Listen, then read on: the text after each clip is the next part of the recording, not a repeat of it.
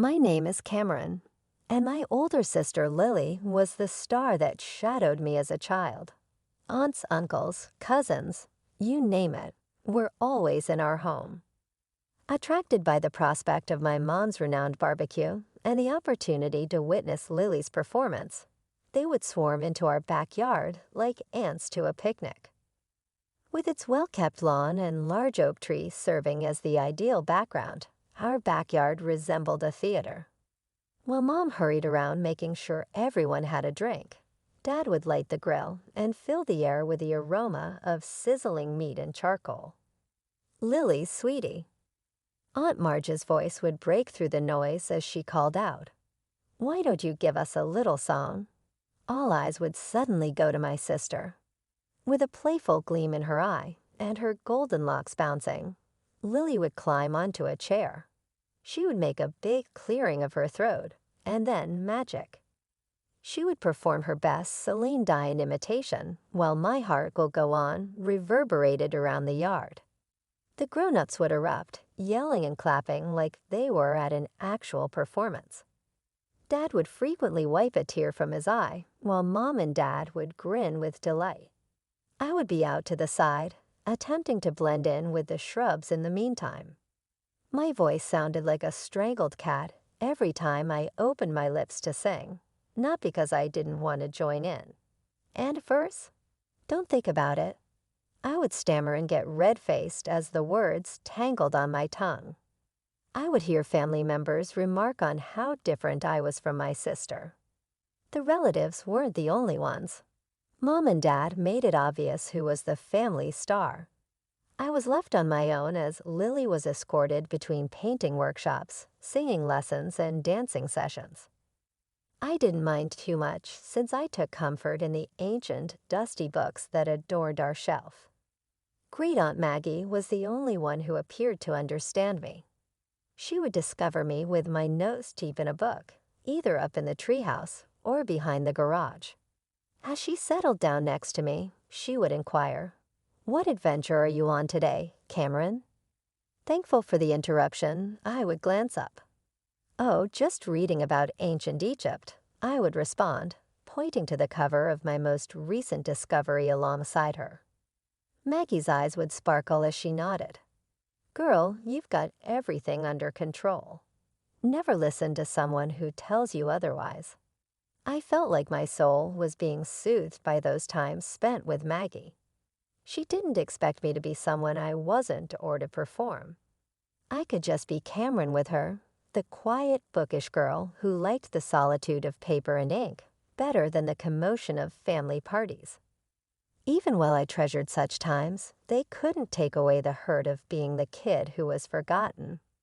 My parents would show Lily their appreciation and give her presents, such as new clothes or the newest technology, if she learned a new song or won an award. And me. I received hand-me-downs in frustrated sighs. My haven was school. I settled in well in the classroom, even if I wasn't exactly Miss Popularity. I wasn't going to sit there and let the lessons sink in. Instead, I was going to make sure I understood everything the professor said. After class, I would remark, "Mrs. Thompson," in a calm but firm voice, "could you repeat the section on mitosis?" I didn't really understand. She would smile, clearly enjoying my attention. "Cameron, of course." "How about we review it together?" I would ask teachers for book recommendations if they were unable to do so. Before long, my backpack was always overflowing with additional reading materials. I was determined to become an expert in every area, so I would stay up late reading those books. By that time, all of that effort had paid off.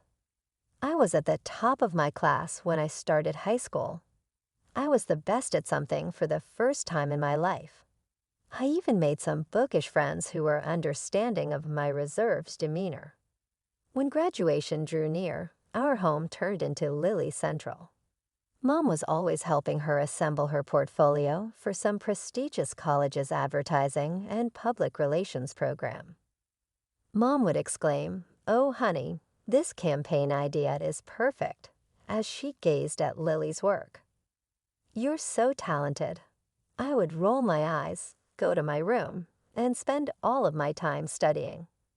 However, something inside of me exploded one evening over another family meal that was focused on Lily's college plans.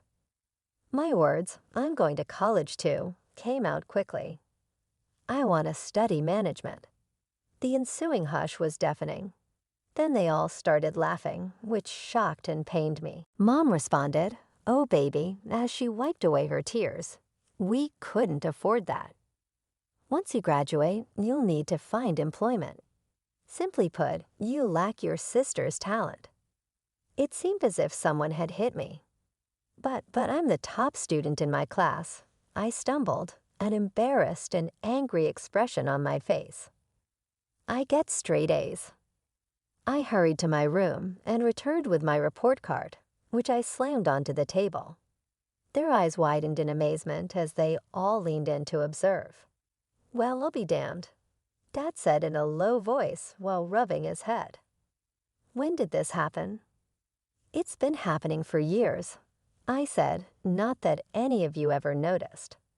At least Mom was decent enough to seem embarrassed. She started to say, "Cameron, we had no idea," when Dad interrupted. "See, it makes no difference. Lily's schooling has used up all of our savings. Cameron, there's nothing left for you." I apologize, but that's the reality. After graduation, you'll work at my cousin Frank's restaurant. I turned and ran, ignoring their calls.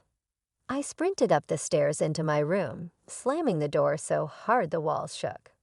As I collapsed onto my bed, sobs racking my body, I felt something inside me harden. Fine, I thought, my hands clenching into fists. If they won't help me, I'll find another way. I'll show them all what Cameron can do. The next few months were a blur. Lily headed off to college, her departure marked by tearful goodbyes and proud parental embraces. Meanwhile, I threw myself into my studies with renewed vigor, determined to graduate at the top of my class.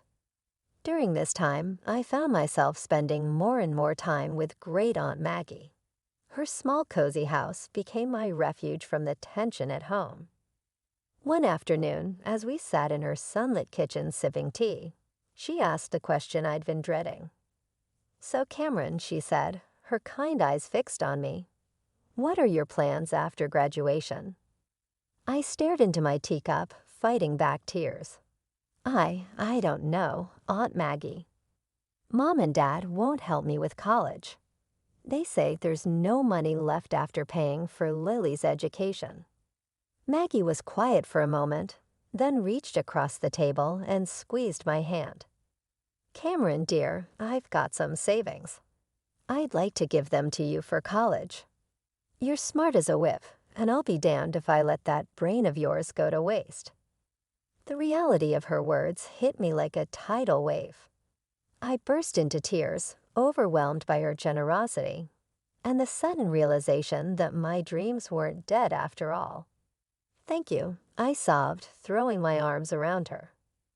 "Thank you so much, Aunt Maggie." The months flew by, and before I knew it, I was walking across the stage at graduation, diploma in hand. As I scanned the crowd, I saw Aunt Maggie beaming at me. My parents were there too, looking proud but uncomfortable. That evening, as I pored over college brochures, Mom walked in. "Cameron, honey," she said, her voice syrupy sweet. "Your father's cousin, Frank, called. He's got a waitressing job for you at his restaurant. Isn't that exciting?" I took a deep breath. "Actually, Mom, I won't be needing that job. I'm going to college." Dad appeared in the doorway, frowning. "And how exactly do you plan to pay for that?" "Aunt Maggie is helping me," I said, my chin held high. "She's giving me her savings for tuition." The shocked silence that followed was almost comical. Then, to my disbelief, Dad's face turned red with anger. "Absolutely not," he bellowed. "If Maggie's got money to spare, it should go to Lily." She needs a car for her job in advertising after she graduates next year. I couldn't believe what I was hearing. Are you serious? I spat. This is my chance to get an education, to make something of myself. Don't be selfish, Cameron, Mom chimed in. Your sister needs that money more than you do. No, I said, my voice shaking but firm. This is my money now, and I'm using it for college. End of discussion. From that moment on, life at home became unbearable. My parents either ignored me completely or snapped at me over the smallest things. The tension was suffocating. After a particularly nasty argument, I called Aunt Maggie in tears and told her everything. Pack your bags, sweetheart, she said without hesitation. You're moving in with me. The next day, I stuffed everything I owned into a cab and drove away, watching my childhood home shrink in the rearview mirror. As I pulled up to Aunt Maggie's house, I felt a weight lift off my shoulders.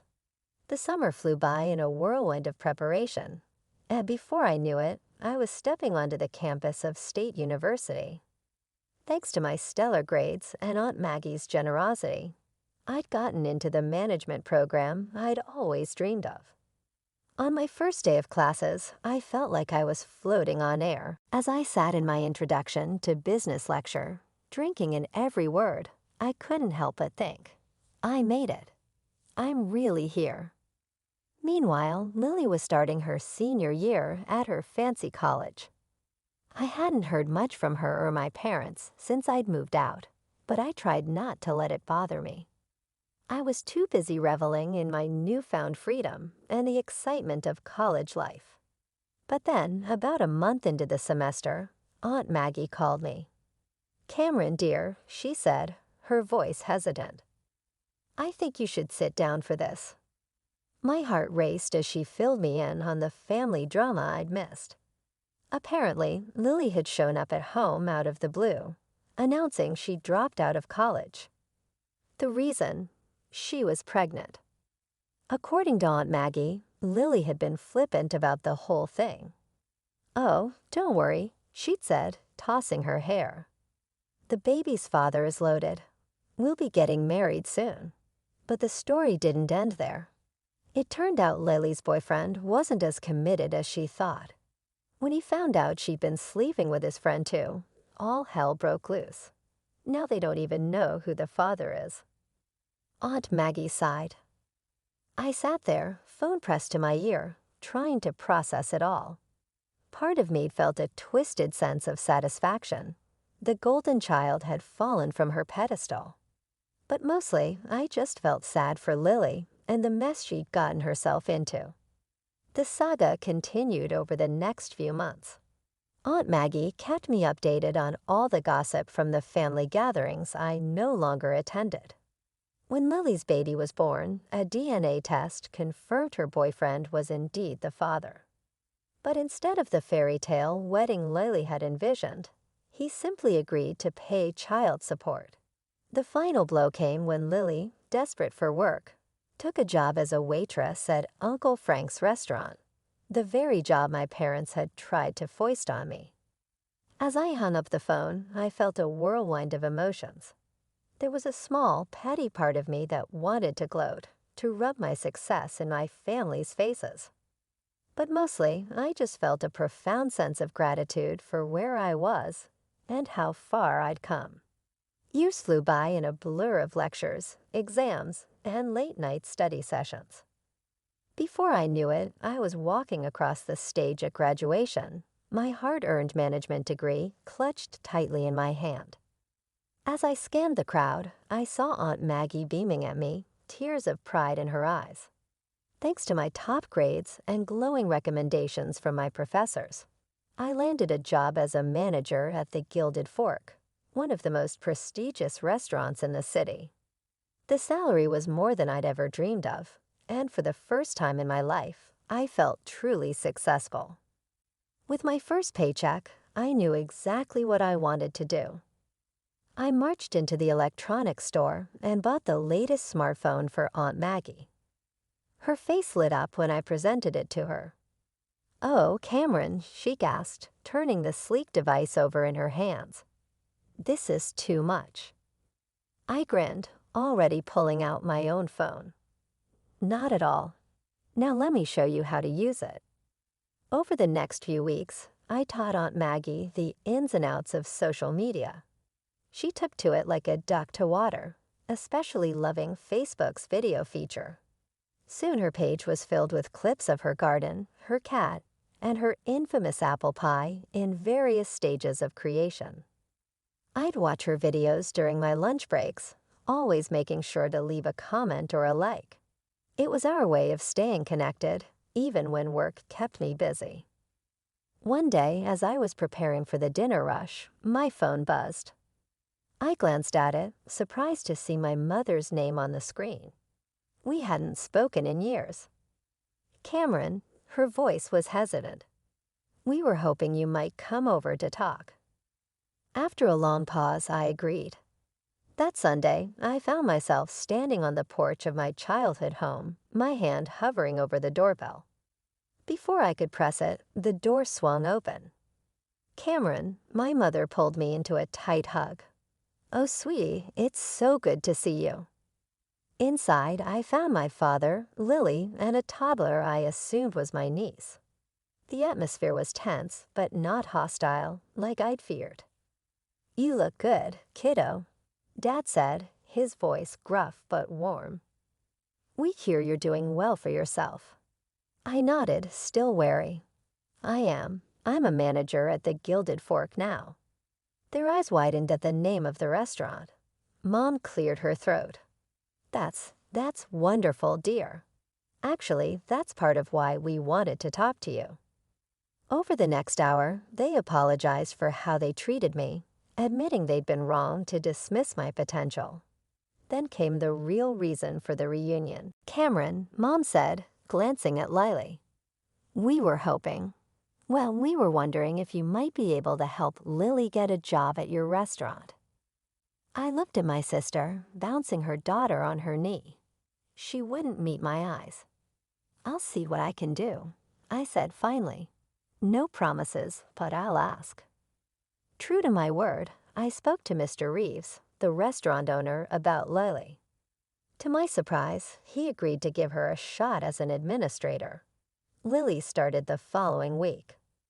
I watched her closely, half expecting her to fail or cause drama. But to my shock, she excelled. She was punctual, efficient, and the customers loved her charm. As the weeks passed, I found myself relaxing around her. We weren't best friends by any means, but we developed a cordial working relationship. Just when I thought I had everything figured out, the universe decided to throw me another curveball, this time a positive one. Mr. Reeves called me into his office one day. My heart raced, wondering if I'd done something wrong. Instead, he grinned at me and said, "Cameron, how would you like to help me expand the business?" Before I knew it, I was overseeing the opening of not one, but 3 new restaurants. My days became a whirlwind of staff meetings, menu tastings, and number crunching. It was exhausting, exhilarating, and everything I'd ever dreamed of. The promotion came with a significant pay bump, and suddenly I found myself with more money than I knew what to do with. That's when the calls from my parents started. At first, it was just small things. "The roof is leaking," Mom would say, her voice hesitant. "We were wondering if you might be able to help out a little." I was surprised at how good it felt to say yes, to be able to solve their problems with a simple transfer of funds. It started with the roof, then it was a new water heater, and before long, I was funding a complete home renovation.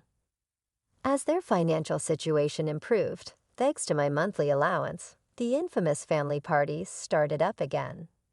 But this time, when I attended, things were different. "Have you heard about Cameron's latest project?" Mom would gush to the relatives. "She's opening a new restaurant downtown. We're so proud of her." I'd catch Lily's eye across the room, and she'd give me a small smile. She was doing well too, having been promoted to head administrator at the Gilded Fork. My girls, Dad would say, an arm around each of us, both of them making their old man proud.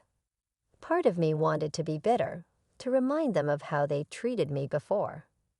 But a larger part reveled in the warmth of their approval, something I'd craved for so long. As I drove home that night, I felt a sense of contentment wash over me. Finally, after all these years, I had what I'd always wanted: success in my career and the love and appreciation of my family.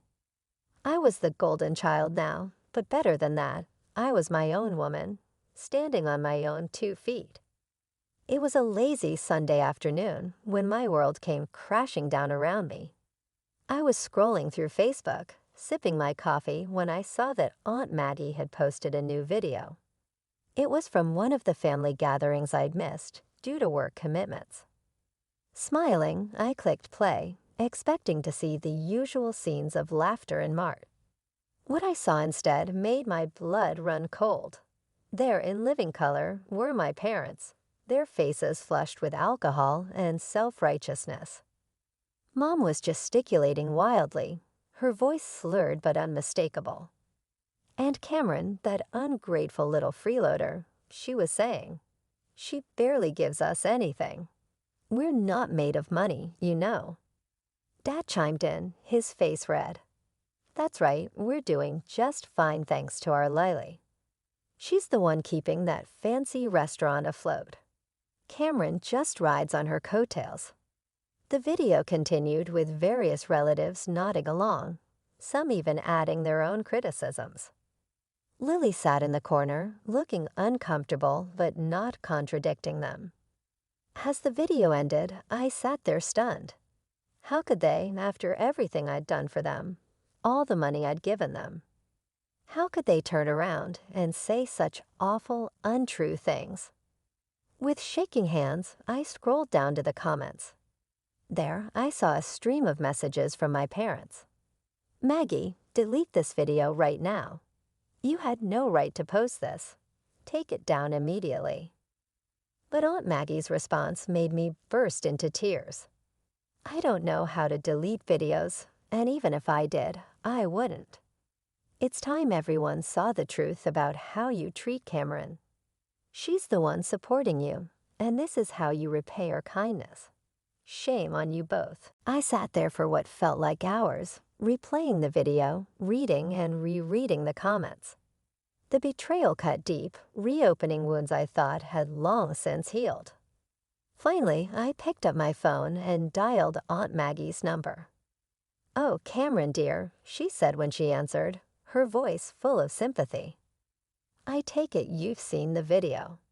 "Yeah," I choked, my voice raw from crying. "I can't believe it, Aunt Maggie. How could they?" I could hear the anger in her voice as she replied, "They've always been like this, Cameron. You just haven't been around to see it. I'm sorry you had to find out this way, but maybe it's for the best. You deserve to know the truth." We talked for hours, Aunt Maggie comforting me as I cycled through shock, anger, and grief. As night fell, I made a decision. I'm cutting them off. I told Aunt Maggie, my voice firm despite the pain in my heart. No more money. No more help. They made their bed, now they can lie in it. The days following the video revelation were some of the hardest of my life. My phone buzzed constantly with messages and calls from my parents, but I couldn't bring myself to answer. Their words, so cruel and untrue, played on a loop in my mind. Finally, after a week of silence, I sent them a brief, cold text. "I've seen the video. I know what you really think of me. Don't contact me again. The money stops now." Their responses came flooding in immediately. At first, they were apologetic. "Cameron, sweetie, we're so sorry. We didn't mean any of it. Please forgive us." But as the days passed and I maintained my silence, their tune changed. "We're your parents, you owe us." Each message twisted the knife deeper, but I stood firm. I'd given them chance after chance, and they'd thrown it all back in my face. It was time to break the cycle. Lily, surprisingly, stayed out of it. At work, she was the model employee, efficient and professional. If she harbored any resentment over the loss of our parents' financial support, she didn't show it. Our interactions remained cordial but distant. "I'm not taking sides," she told me one day after a staff meeting. "It's between you and them." I nodded, appreciating her neutrality, even if part of me wished she'd stand up for me. But I understood. She had her own child to think of now. As the weeks turned into months, I found myself leaning heavily on Aunt Maggie. Our Sunday video calls became the highlight of my week. She'd regale me with stories from her garden or her latest baking adventure, providing a much-needed dose of normalcy in the chaos my life had become. She would tell me, "You're doing the right thing, Cameron," whenever I started to have second thoughts. "Don't let them manipulate you anymore." Other family members started contacting me as well, which surprised me. I received a passionate note from my cousin Sarah, who had always been nice to me during family get-togethers. I watched the video. "Cameron, I want you to know how wonderful you are. You are an inspiration because of what you have accomplished and how you have benefited everyone. Nobody should be able to convince you differently." Dad's brother, Uncle Bob, contacted me unexpectedly. "I have seen you mature into this amazing woman, kid. If your parents are unable to see your uniqueness, they are idiots. Your family is on your side. Keep it in mind." My wounded heart felt like it was being soothed by these encouraging remarks. I came to see that although I had lost my parents, I had acquired a family that valued me for who I really was. Mr. Reeves invited me into his office as the year came to an end. I entered anxious, wondering if my performance at work had been impacted in any way by the home drama. Rather, he grinned widely and declared, "Next year, Cameron, I'm retiring. I want you to become the restaurant group's new CEO." I was stunned into stillness as I stood there. "Are you sure?" I stammered out at the end. His eyes were sparkling as he nodded. "Never in my life have I been more certain of anything. Cameron, you've earned this. This business has thrived because of you. It's time for you to take charge." I came to a deep realization as I left his office, my mind aflutter with possibilities. The young girl who had been disregarded and undervalued had developed into a lady who had exceeded everyone's expectations, even her own. This is the tale of how, twice, my life dramatically changed. My name is Nicole. Our lovely Vermont home was encircled by pine trees that seemed to reach the sky. My grandfather had founded Mitchell Electronics from the ground up decades prior, and my father, James, served as its CEO. Dad didn't come from a wealthy family. After meeting my mom in college, he worked hard to gain the trust of my grandparents. The business was thriving. In retirement, Grandpa and Grandma had relocated to Florida to take advantage of the sunshine and the considerable income from the company they had given to Dad. Grandpa would remark the same thing every time they visited during the holidays. "James, my boy, you're doing even better than I did." I knew we were content, but I was too young to comprehend the intricacies of business at the time. Despite his busy schedule, Dad always found time for me. He never missed a school play, assisted me with my academic assignments, and taught me how to ride a bike. Then came that terrible day when Dad became ill. We initially assumed it was simply work-related fatigue, but the doctor's expressions revealed that it was cancer, aggressive, and rapidly spreading. In a matter of months, I saw my father, who was robust and energetic, deteriorate. One day, he beckoned me to his hospital bed and said, "Nicole, sweetheart," in a voice that was almost audible. "Promise me you'll take care of your mother." I fought back tears as I nodded. "I promise, Daddy." 3 days later, he passed away. That struck me as the worst possible outcome for our family. Mom and I were both devastated. During those first several months, we held on to one another as we tried to adjust to our new life without him. But then my stepfather, Robert, entered the scene. Mom began dating Dad 6 months after his death. They were married 3 months later. Everything happened far too quickly. "You'll see, Nicole," remarked Mom, beaming with joy. "Robert will be beneficial to us. We'll be a family again, and he'll assist in managing the business." I wished to trust her. Yes, I did. However, I felt something wasn't right each time Robert pretended to be kind and considerate with my grandparents before turning around and whispering something about them. When they were present, he would say, "Your grandparents are so generous," in a charming voice.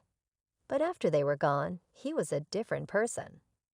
One day I heard him say over the phone, "Those old fossils think they're doing me a favor. Having to kiss up to them is driving me insane." I should have told someone then, maybe if I had, everything that came later could have been prevented. But I was just a kid, trying to keep my promise to my dad about taking care of Mom. In a while, I watched in disbelief as Mom campaigned to make Robert the new CEO of Mitchell Electronics. The way she looked at him, it was like she couldn't see anything else in the world. She'd hang on his every word, laugh at his jokes, and defend him against any criticism, no matter how slight. The real battle started when Grandpa announced he was considering bringing in an outside CEO. I was there during that video call, watching the tension play out on everyone's faces. "Listen, Sarah," Grandpa said to Mom, his voice firm but gentle. "We need someone with a fresh perspective, someone without personal complications." "Personal complications?" Mom's voice rose. "Dad, Robert is family now. Why would you trust an outsider over family?" "Because sometimes family is exactly who you shouldn't trust with business," Grandma chimed in, always the practical one. But Mom wouldn't let it go. Day after day, she called them, sent emails, listed Robert's qualifications. "He has an MBA from Wharton," she'd say. "He's managed multiple companies. Do you want to hand over our family legacy to some stranger?" I watched my grandparents' resistance crumble bit by bit. Finally, after weeks of Mom's relentless persuasion, they agreed. "You're right," Grandpa finally said during another video call. "The company should stay in the family." Robert got what he wanted. I was 12 then. 2 years passed, and I turned 14. Life settled into a routine, school, homework, trying to avoid Robert whenever possible.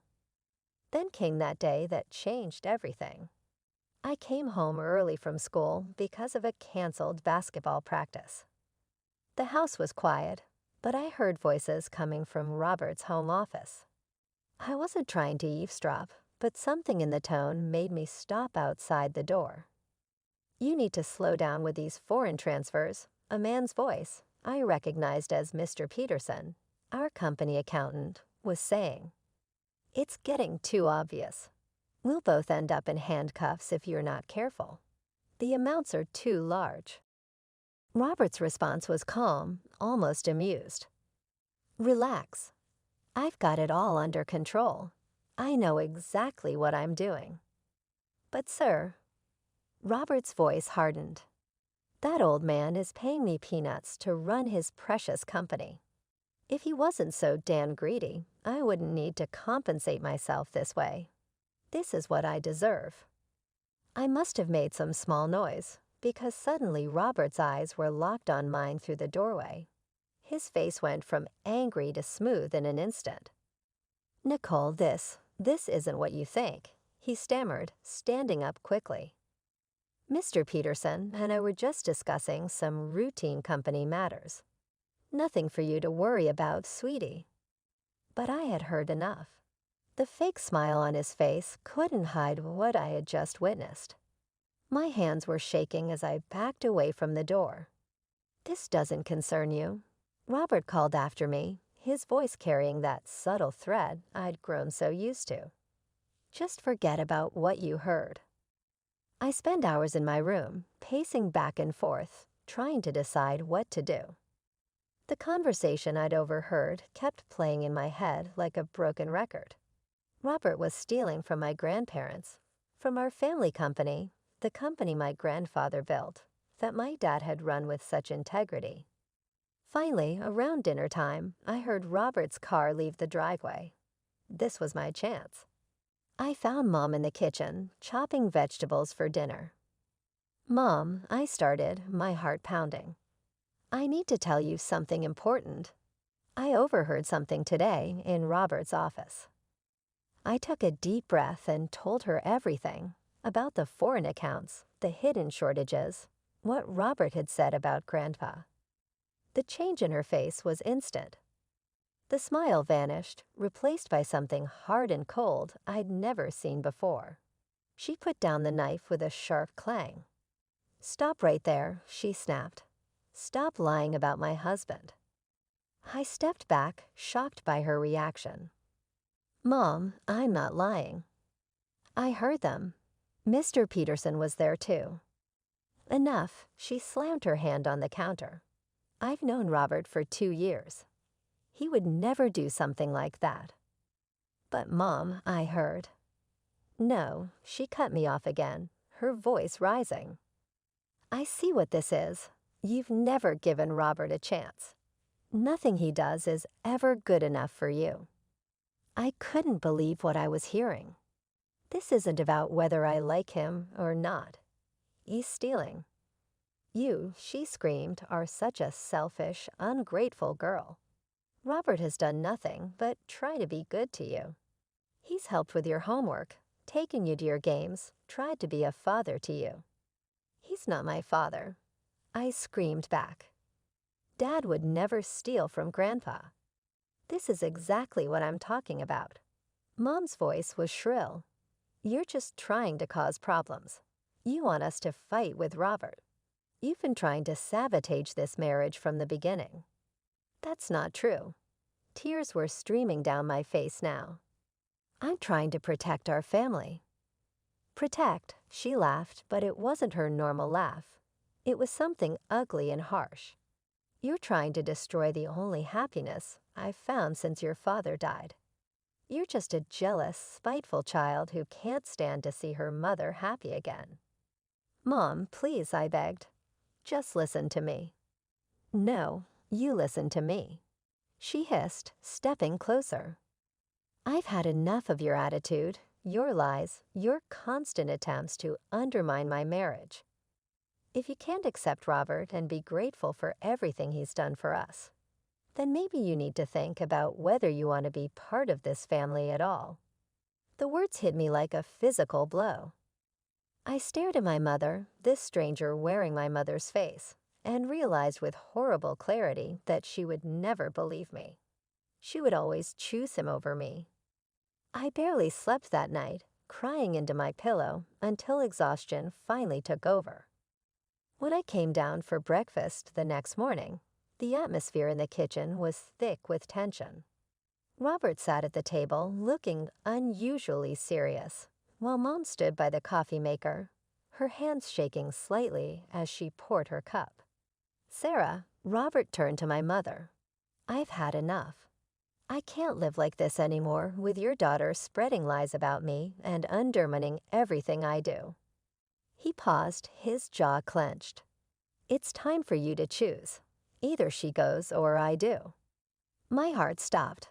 I looked at Mom, waiting for her to defend me, to tell him he was being ridiculous. Instead, she put down her coffee cup with a clank. "You're right," she said quietly. "I can't let her destroy our marriage." Then she turned to me, her eyes hard. "Nicole, pack your things. I want you out of this house today." "What?" I whispered, hardly believing what I was hearing. "Mom, you can't be serious." But she wasn't even looking at me anymore. She walked over to Robert and wrapped her arms around him, as if I had already ceased to exist. Something snapped inside me. Anger, hot and fierce, replaced the shock and hurt. Without another word, I stormed upstairs to my room. I grabbed my school backpack and started shoving clothes into it, tears blurring my vision.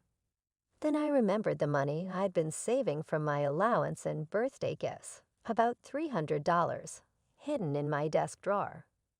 As I packed, a plan formed in my mind. Grandma and Grandpa. They were my only hope now. I knew their address in Florida by heart. We'd been there a lot. I grabbed my phone and looked up train schedules. I didn't say goodbye when I left. Mom and Robert were still in the kitchen, and I slipped out the front door without a word. At the train station, I bought a ticket with my savings, trying to look confident when the ticket seller gave me a questioning look. The journey to Florida took 2 days with 3 different train changes. I spent most of the time staring out the window, trying not to think about what I was leaving behind or how scared I actually was. I bought sandwiches from station vendors and slept fitfully in my seat, clutching my backpack. Finally, exhausted and disheveled, I arrived in Tampa. My grandparents' house was a short taxi ride away. When Grandma opened the door, her jaw dropped. "Nicole, oh my God, what are you doing here?" "John, come quickly." Grandpa came running, and they ushered me inside, their faces full of concern. I collapsed onto their couch and told them everything. The conversation I overheard, Mom's reaction, and how she'd chosen Robert over me. She kicked out her own 14-year-old daughter. Grandma exclaimed, her face flushed with anger. "Has she lost her mind? You traveled all this way alone." Grandpa's voice was tight with barely controlled rage. "On trains, anything could have happened to you." Grandpa pulled out his phone and started pacing the living room. "I'm calling for an immediate audit of the company," he announced. But first, he dialed Mom's number and put it on speaker. "Sarah, your daughter is here with us in Florida." There was a moment of silence on the other end. What? How did she? Never mind how. What I want to know is why my 14-year-old granddaughter had to travel across the country alone. And what's this I hear about Robert and some suspicious financial activities? "Dad, please." Mom's voice turned sugary sweet. "Nicole is just making up stories. She's been jealous of Robert's success since day one, making up stories about foreign bank accounts and hidden shortages." Grandpa's voice was sharp. "Oh God, is that what she told you?" Mom gave a forced laugh. "That's ridiculous. We just had an audit last month. Everything balanced perfectly. You can ask the accountant yourself." "I intend to," Grandpa said coldly. "I'm ordering a new audit. External auditors this time." "Dad, you're overreacting. This is just a family spat." Nicole was being difficult. Grandma cut in. "Sarah, you threw your child out of the house." Mom sighed, her voice resigned. "You don't understand. She's been trying to sabotage my marriage." "We'll discuss this after the audit," Grandpa interrupted. "And Sarah, if I were you, I'd start being very concerned about what those auditors might find." He ended the call and turned to Grandma. "Helen, call Marcus at the accounting firm. I want their best team on this tomorrow morning." I excused myself and went up to the guest room. My new room, I supposed. Through the door, I could hear my grandparents' muffled voices discussing the company's future, legal implications, and what to do about Mom. My phone buzzed. Mom's name appeared on the screen. I knew exactly what was coming, so I quickly opened my recording app and hit record before answering. "No, hello, no, are you okay? Just Nicole. You need to tell your grandfather you made everything up." "What?" I was stunned. "Listen to me carefully." Her voice was urgent, desperate. "Tell them you lied because you were angry at me. Tell them you never heard any conversation about money." "But Mom, Honey, I love you. You know I do. We all just need to cool down right now. This whole thing has gotten out of hand. I sat on my bed, phone pressed to my ear, listening to my mother try to convince me to lie to protect the man she'd chosen over me. The woman speaking didn't sound anything like the mother who used to check for monsters under my bed or kiss my scraped knees. She sounded like a stranger.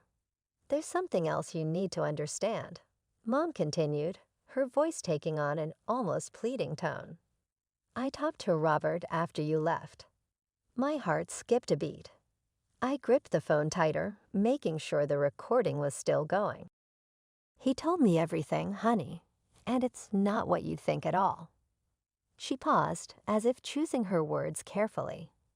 Yes, he did move some money to other accounts, but he wasn't stealing it. What? I couldn't believe what I was hearing. He was saving it for us, Nicole. For our future. Her voice grew animated. He has this wonderful plan. We could move to Europe, maybe Switzerland or Germany, and open our own business there. The three of us together. Don't you see? He was trying to build something for our family. I felt sick to my stomach. By stealing from Grandpa. It's not stealing. Mom's voice rose defensively. Your grandfather isn't being fair to him. The salary he pays Robert is insulting for someone with his experience and qualifications. Robert was just setting aside what he deserves. What we deserve. We deserve stolen money. Stop saying that. She was almost shouting now. He's doing this for us, Nicole. For you two. Don't you want us to have a better life? To be happy? Happy by running away with stolen money. You're too young to understand, she said dismissively. Sometimes adults have to make difficult decisions for the good of their family. Robert loves us. He wants to take care of us. By committing fraud? Enough, her voice hardened. Just tell your grandfather you made a mistake. Tell him you misunderstood what you heard. That's all you have to do, and everything can go back to normal. I ended the call and sat there for a moment, trying to process what I had just heard. Then I grabbed my phone and walked downstairs to the living room, where my grandparents were still deep in discussion.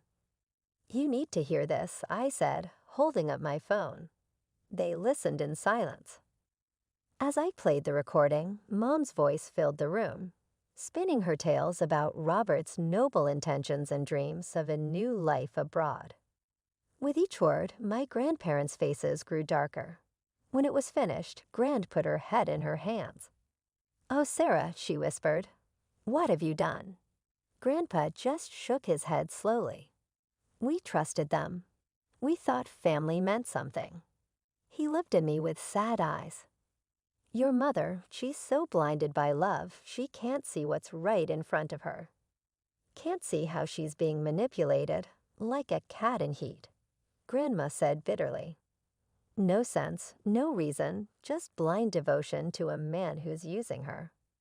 We sat there in the growing darkness. Outside, the Florida sun was setting, painting the sky in brilliant oranges and reds. But inside, everything felt cold and gray. The next 2 weeks were a blur of accountants, spreadsheets, and mounting evidence. Grandpa hired Morton and Associates, one of the most respected auditing firms in the state. They sent a team of 5 people who practically lived in the company offices, going through every transaction with a fine-tooth comb. I wasn't there when they presented their findings, but Grandpa told me everything later. The numbers were staggering. $237,800 transferred to various offshore accounts over 8 months. The auditors had traced it all. Every false entry, every manipulated record, every carefully hidden transfer. We need to show this to your mother, Grandpa said grimly. Though I doubt it will make any difference. They arranged a video call. I sat in the corner of Grandpa's home office, out of view of the camera, but able to see Mom's face on the screen. She looked tired, with dark circles under her eyes, but there was still that stubborn set to her jaw that I'd grown to know so well. The lead auditor, Mr. Harrison, shared his screen and began walking through their findings. He showed transaction records, bank statements, falsified documents, everything laid out in clear, irrefutable detail. "As you can see, Mrs. Walker," he said professionally, "these transfers were deliberately concealed through a complex series of false entries and manipulated records." Mom's response was immediate. Robert was saving that money for our future. He wasn't stealing it. Sarah, Grandpa's voice was heavy with disappointment. "He committed fraud, multiple counts of it. This isn't about saving for the future. This is criminal activity." "You never appreciated him," Mom shot back. "You never paid him what he deserved." I watched Grandpa's face change as something seemed to break inside him. He realized, as I had, that Mom was too far gone. She would never admit the truth about Robert, no matter how much evidence was presented. "Enough," he said quietly. "Here's what's going to happen. Robert has 24 hours to return every penny he stole. You will sign over your parental rights to Nicole. She'll live with us now. If you don't agree to both these terms, I'm taking this entire audit report to the FBI." Mom's face went white. "You wouldn't." Grandpa's voice was steel. "Your choice, Sarah. Either Robert returns the money and you sign away your rights to Nicole, or he goes to federal prison for fraud and embezzlement. I'm done watching you choose him over everyone else." "This is blackmail," she whispered. "No," Grandpa said. "This is mercy, more than he deserves, more than you deserve, after what you've done to your daughter." The money was returned within 12 hours, transferred back in a series of rapid deposits. Robert resigned from his position the same day. Grandpa immediately appointed Richard Bennett, an old friend with an impeccable business reputation, as the new CEO of Mitchell Electronics. The custody hearing was set for the following week. I had to attend, sitting there in my new dress, while lawyers discussed my future like I was a piece of property to be assigned. Mom was there, sitting beside her lawyer, but she never once looked in my direction. Not when the judge asked about the circumstances that led to this situation. Not when her lawyer presented her signed agreement to terminate her parental rights. Not when the judge officially named my grandparents as my legal guardians. As we left the courthouse, Grandma squeezed my hand. "It's done, sweetheart. You're safe now." I looked back one last time, watching Mom walk to her car with quick, sharp steps, still not turning around, still not looking back at the daughter she'd just given away. I'm 16 now, and my life with Grandma and Grandpa has fallen into a comfortable routine. I go to high school, where I'm on the debate team and write for the school newspaper. Grandma comes to all my competitions and events, just like Mom used to do. Grandpa helps me with my college applications. I'm hoping to study journalism at Northwestern or Columbia. Sometimes news about Mom filters through to us via relatives. She and Robert still live together, renting a tiny 2-bedroom apartment in a rundown area of town. They had to move there after Grandpa took back our old house. It had been company property all along. Last year, she had a baby with Robert, a little boy named James. Though it makes my blood boil that they used Dad's name for their child, Karen visited them recently and told me Mom works as a receptionist now, while Robert jumps from job to job, never lasting more than a few months anywhere. His business expertise apparently doesn't count for much when you can't use your last position as a reference. I've tried to understand it, spent countless nights lying awake, trying to make sense of how a woman could choose a thief over her own daughter, how she could give up everything, her parents, her home, her child, her dignity, for a man who stole from her family and made her throw away her firstborn. Grandma once told me, "Love can make people blind. after she discovered me looking at an old family portrait one evening. However, it's not always true love. Fear is the cause. Fear of beginning anew, fear of being alone, and fear of acknowledging your mistakes. Perhaps she is correct. Perhaps Mom will give up everything else to keep the illusion that she made the right decision in selecting Robert because she is so desperate to prove it. Or perhaps her love for him is greater than her love for me. I've given up attempting to solve it. Since the custody hearing, Mom and I haven't spoken. She hasn't tried to get in touch with me either. No Christmas gifts, no birthday cards, no notes from family. It seems as though her new kid and her never-ending efforts to please Robert have taken my position in her universe. But that's fine with me. I am, really. Here with Grandma and Grandpa, I lead a happy life. They have provided me with love, stability, and the opportunity to once again be a typical adolescent. I feel safe for the first time in years. I have wonderful friends, and I get amazing marks. I'm occasionally asked if I miss my mother. In all honesty, I mourn the mother she was before, the one who prioritized me, loved me without conditions, and would have done anything in the world to keep me safe. However, the day she met Robert, that woman vanished, to be replaced by an unknown individual.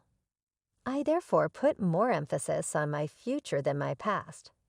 I have goals to work toward in college to consider. Grandma and Grandpa encourage me to pursue all of my goals, just as Dad would have. The only family I need now is theirs. After a life-changing accident left me in a wheelchair, my greedy husband abandoned me. At my father-in-law's funeral, he threw divorce papers in my face and cruelly shouted, "I don't need a disabled wife." He laughed, claiming, "Now I own the $250 million company," and kicked me out. But what he didn't know was that my secret revenge was already set, and the very next day, he found himself behind bars. My name is Sophia Evans, and this is my story. A story of betrayal, survival, and the strength to rise again. It all started in New York City, a place where dreams are made, but also where lives can be torn apart in an instant. I've always been the kind of person who believed in hard work and dedication. I wasn't born into wealth, but I married into it. My husband, Mark, was the son of Richard Evans, a powerful businessman who owned a $250 million empire. Mark had everything handed to him on a silver platter: money, status, and a family legacy. But it was all too much for him. Mark didn't care about the company, didn't care about building anything for himself.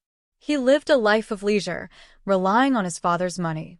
The only thing he seemed interested in was wasting the life his father had worked so hard to build. I was different. I worked hard for everything I achieved. When I married Mark, I was already a senior executive at my father-in-law's company. I worked my way up, proving my worth every day. I was passionate about the business. I wanted to make a name for myself, but also, I wanted to make Richard proud. He always had high hopes for me, seeing the potential in me that Mark lacked. I didn't mind it. I didn't need to be treated like royalty. I wanted to earn everything on my own. But Mark? He did nothing. He would often spend his time at bars or lounging around the house, spending his father's money as if it grew on trees. At first, I thought he'd grow up, mature, and take on some responsibility. But as the years passed, I realized that wasn't going to happen. It was like living with a man-child. And yet, I stayed. For the sake of our marriage, I told myself I could make things work. But I couldn't change him. And deep down, I knew I was alone. Then, everything changed. My life, my whole world, turned upside down in an instant. One rainy evening, I was driving home from a meeting when the accident happened. The details still feel like a blur. One moment, I was on the road, and the next, my car was flipped over, crushed against the barrier. The pain was immediate. I could feel my legs, but I couldn't move them. Panic flooded my mind. I knew something was horribly wrong. I was rushed to the hospital. The doctors told me the worst news. My legs were severely injured, and I would be unable to walk for a long time, possibly forever. It felt like my life had been stolen from me in that one moment. The thought of never walking again haunted me. But the hardest part wasn't the injury itself. It was the people around me. My husband, Mark, who should have been my rock, barely came to visit. His indifference stung like 1,000 needles. He'd come to the hospital, sit there for a while, then leave, saying he had more important things to do. He was only concerned about his own comfort. Not once did he ask how I was doing or express any real empathy for what I was going through. But there was one person who showed me kindness, my father-in-law, Richard. Richard Evans, the man who had built everything with his own hands. Despite his tough exterior, he had a heart that cared. He made sure I had the best doctors, the best rehabilitation experts. He visited me often, even after long days at work, and made sure I knew he was there for me. I appreciated that more than I could ever put into words. For a moment, it felt like he was the only one who saw me, not as a burden, but as a person in need of support. While I was struggling to come to terms with my new reality, Richard took the time to talk to me, encouraging me not to lose hope. "You're strong, Sophia," he'd say. "I know you'll get through this." And for the first time in a long time, I believed someone had faith in me. However, life has a way of throwing curveballs when you least expect it. I had barely begun to adjust to my wheelchair when the phone call came. Richard had suffered a heart attack. It was sudden, and before I knew it, he was gone. The funeral was a blur of faces, tears, and whispered condolences. But something happened during that time that would change everything. Richard, before his death, had made a decision that no one knew about, not even Mark. He had transferred everything, the company, the properties, the money, into my name. Richard knew Mark would squander the family legacy. He knew that Mark was incapable of handling the responsibility. So, with a clear mind, Richard entrusted me with everything. He left it all to me. At the time, I didn't know any of this. I was still recovering, still processing the loss of the man who had been more of a father to me than my own had ever been. But the moment I found out about Richard's decision was the moment my life took another turn, one I wasn't prepared for. After the funeral, Mark's behavior changed drastically. His indifference turned into something darker. One afternoon, while I was still trying to heal, he came to me. With a cold expression, he threw a set of divorce papers in front of me. His words hit me like a slap in the face. "I don't need you anymore," he said, his voice emotionless. "Now that I own everything, now that I control the $250 million company, you're just a burden to me. I don't want a disabled wife. Leave." The shock was overwhelming. I sat there, unable to comprehend what he had just said. His words were cruel, heartless, and the weight of them crushed me. I couldn't understand how he could say that to me, how he could just throw away everything we had built together. And just like that, he ordered me out of the house. I was devastated, but I was also angry. This wasn't the man I had married. This was a stranger, someone I no longer recognized. I didn't know what to do. I was lost, both emotionally and physically. But deep down, something in me began to shift. I had to fight back. I couldn't let him destroy me. I contacted a lawyer. I had no idea what my rights were, and I certainly didn't know the full extent of what Richard had done. But soon, I would find out just how much my father-in-law had truly believed in me. I was in the process of finding out just how deep the betrayal ran when something inside me began to change. I wasn't going to be a victim. Not anymore.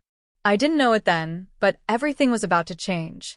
It took me a while to pull myself together after Mark's betrayal. At first, I couldn't even wrap my mind around what he had said. How could he just throw everything away? Our marriage, my recovery, the love and support I had given him? It all meant nothing to him. He was more concerned with what he could get from his father's wealth than with being a decent human being. I spent the first few days in a fog of disbelief, replaying his cruel words in my mind. It hurt more than the accident itself, the way he had discarded me like I was nothing. But deep down, I knew I couldn't let him win. I had to find out more about what had happened. I had to understand my rights, what my father-in-law, Richard, had left behind. I couldn't just walk away and let him take everything without a fight. That's when I reached out to a lawyer. I knew the situation was complex, and I needed someone to help me navigate it. The The lawyer I contacted was efficient, calm, and direct. He listened to me, took down my details, and assured me that he would look into everything, from the property to the company shares. I could sense that he was just as shocked by what I told him as I was. But as he dug deeper, I soon learned the truth, something I hadn't expected, something that would change everything. The truth was, Richard had left everything to me. Every last share of the company, every building, every property. Everything had been transferred into my name before his death. It was his final decision, one made out of trust and necessity. He had seen through Mark's immaturity, his irresponsible ways, and had decided to pass the family legacy onto me instead. Richard knew that Mark wouldn't be able to manage the company, let alone keep the wealth intact. He had made sure that I, not Mark, would be the one to carry the torch. I couldn't believe it. I felt a strange mix of emotions, shock, relief, and anger. On one hand, I was grateful for the trust Richard had placed in me, especially after all the years of hard work I'd put into the company. But on the other hand, I was furious. I had been married to Mark for years, and here I was, inheriting the entire empire that should have been his by birthright. The thought of Mark, selfish, lazy Mark, thinking the company was his to inherit, only to realize now that it wasn't, it felt like a cruel twist of fate. I spent a few days in contemplation, letting this revelation sink in. I thought about how I would confront Mark, how I would make him understand that I was no longer the weak, dependent woman he thought I was. I was a survivor. I had been through so much already, and I wasn't going to let him take everything from me. I was the rightful owner now, and I would take what was mine. It wasn't long before my recovery began to speed up. After weeks of hard work, physical therapy, and sheer determination, I was able to walk again. Slowly at first, shaky and uncertain, but each step was a victory. With each step, I felt stronger, not just physically, but emotionally. I had been through so much, and now I had my legs back. I wasn't the same person who had been wheeled around in that hospital bed. I wasn't the same person who had been left behind by a husband who couldn't even be bothered to care. And that's when it hit me. I was going to take control. I was going to walk into that office, into that company, and claim what was rightfully mine. The thought of Mark, sitting there pretending he was in charge, made me sick. He had no idea what was coming. I called my lawyer, and together, we made a plan. It was time for me to make my move. I wasn't going to sit back and let Mark think he could keep everything. I wasn't going to let him get away with what he'd done to me. I was going to confront him, and I was going to take what he thought was his. The day I finally walked into that office, I felt a surge of power. I had been patient, but now I was ready. I pushed through the doors of the company headquarters, heading straight to the CEO's office. And there he was, Mark, sitting at the desk like he owned the place. When he saw me walk in, I could see the shock in his eyes. He hadn't expected me to recover so quickly, and certainly hadn't expected me to be walking into that office, confident and strong. For a moment, his face froze, as if he couldn't believe what he was seeing. But he quickly masked it with a sneer, acting as if he hadn't just thrown me out of our home days before. Back again? Mark sneered. What are you doing here, Sophia? Come to beg? You know this is my company now. You're nothing more than a disabled wife with no place here. I held my ground. No, Mark. This company is mine. I own it now. He laughed, a bitter, condescending laugh. You think I'm going to believe that? You're delusional. You don't own anything. Now get out of here. You're wasting my time. I reached into my bag and pulled out the legal documents my lawyer had helped me gather. I have the paperwork. Everything Richard left, it's all mine. Not yours. Mark's face paled as he scanned the papers. This is fake, he spat. You're lying. His tone shifted from arrogant to defensive as he quickly pressed the intercom button, calling for security. Get them out of here. Now. But I wasn't leaving. Not this time. My lawyer, who had been standing behind me, was already on the phone with the police. Within minutes, the atmosphere in the office turned tense as security came to escort us out. But before they could lay a hand on us, the police arrived. I stood firm, telling them, Mark Evans is trespassing. He's trying to steal what doesn't belong to him. The officers turned toward Mark. He looked like a man caught in a lie, struggling to maintain his composure. He tried to protest, but it was too late. His world was crumbling around him. As the police moved him out of the office, I knew it wasn't over. Not by a long shot. The moment I saw Mark being escorted out of that office by the police, I felt a rush of victory, but it wasn't complete.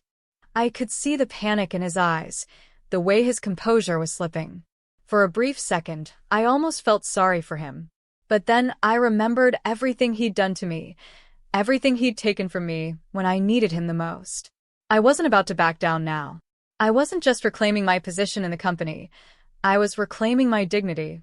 Mark tried to make excuses, his voice shaking with anger and desperation. "This is a setup.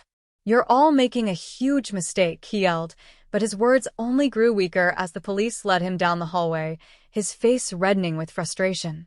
I stood tall, my heart pounding in my chest, feeling a sense of pride I hadn't felt in so long. I had fought back, and I had won. The company that Richard had built and entrusted to me was now mine to lead. No longer would I be the woman stuck in a wheelchair, reliant on the kindness of others. No longer would I be the woman who was invisible to the one person who should have cared for her. I was the CEO now, and nothing was going to take that away from me. Once Mark was gone, I turned to my lawyer and nodded. It was time to take the final steps. I had reclaimed my place in the company, but the journey was far from over.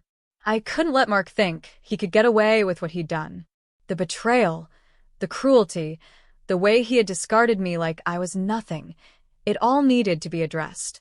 But as I stood there, savoring the moment, I knew one thing for sure. I had made the right choice. I wasn't going to let Mark's greed and selfishness define my life any longer. He had pushed me to the edge, and now I was in control. Later that afternoon, I received a call from my lawyer. Apparently, Mark wasn't going down without a fight.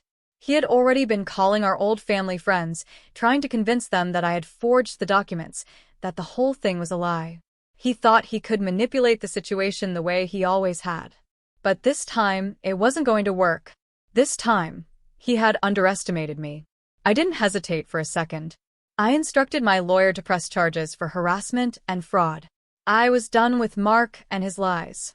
If he thought he could just walk away from the mess he created, he had another thing coming. The next morning, as I arrived at the company, I could feel the eyes of the staff on me.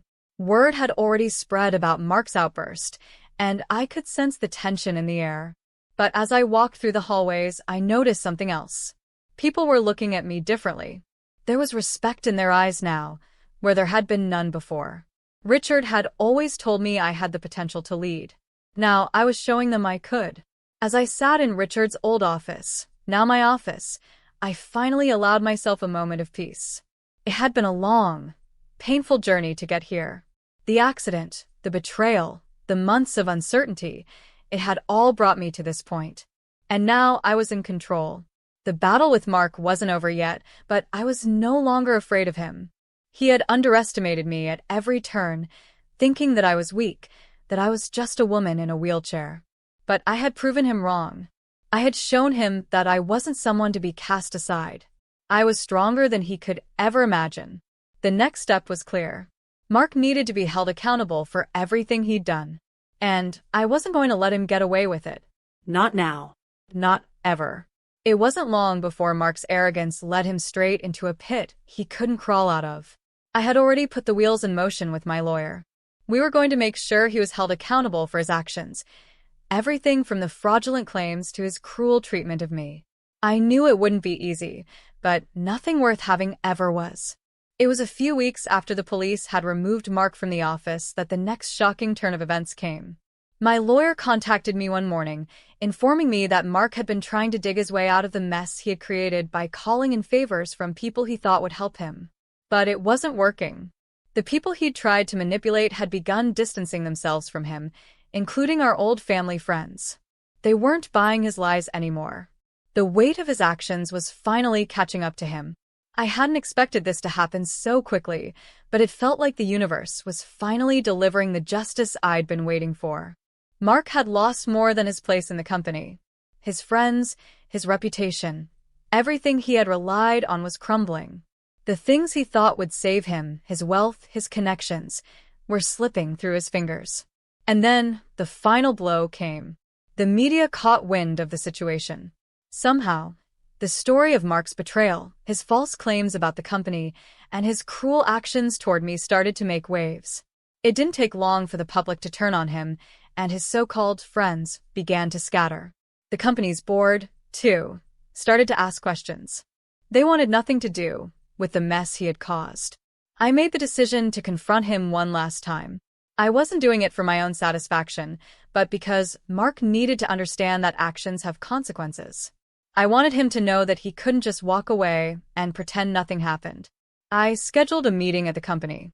I was ready for this final confrontation, and I wasn't going to let him off the hook.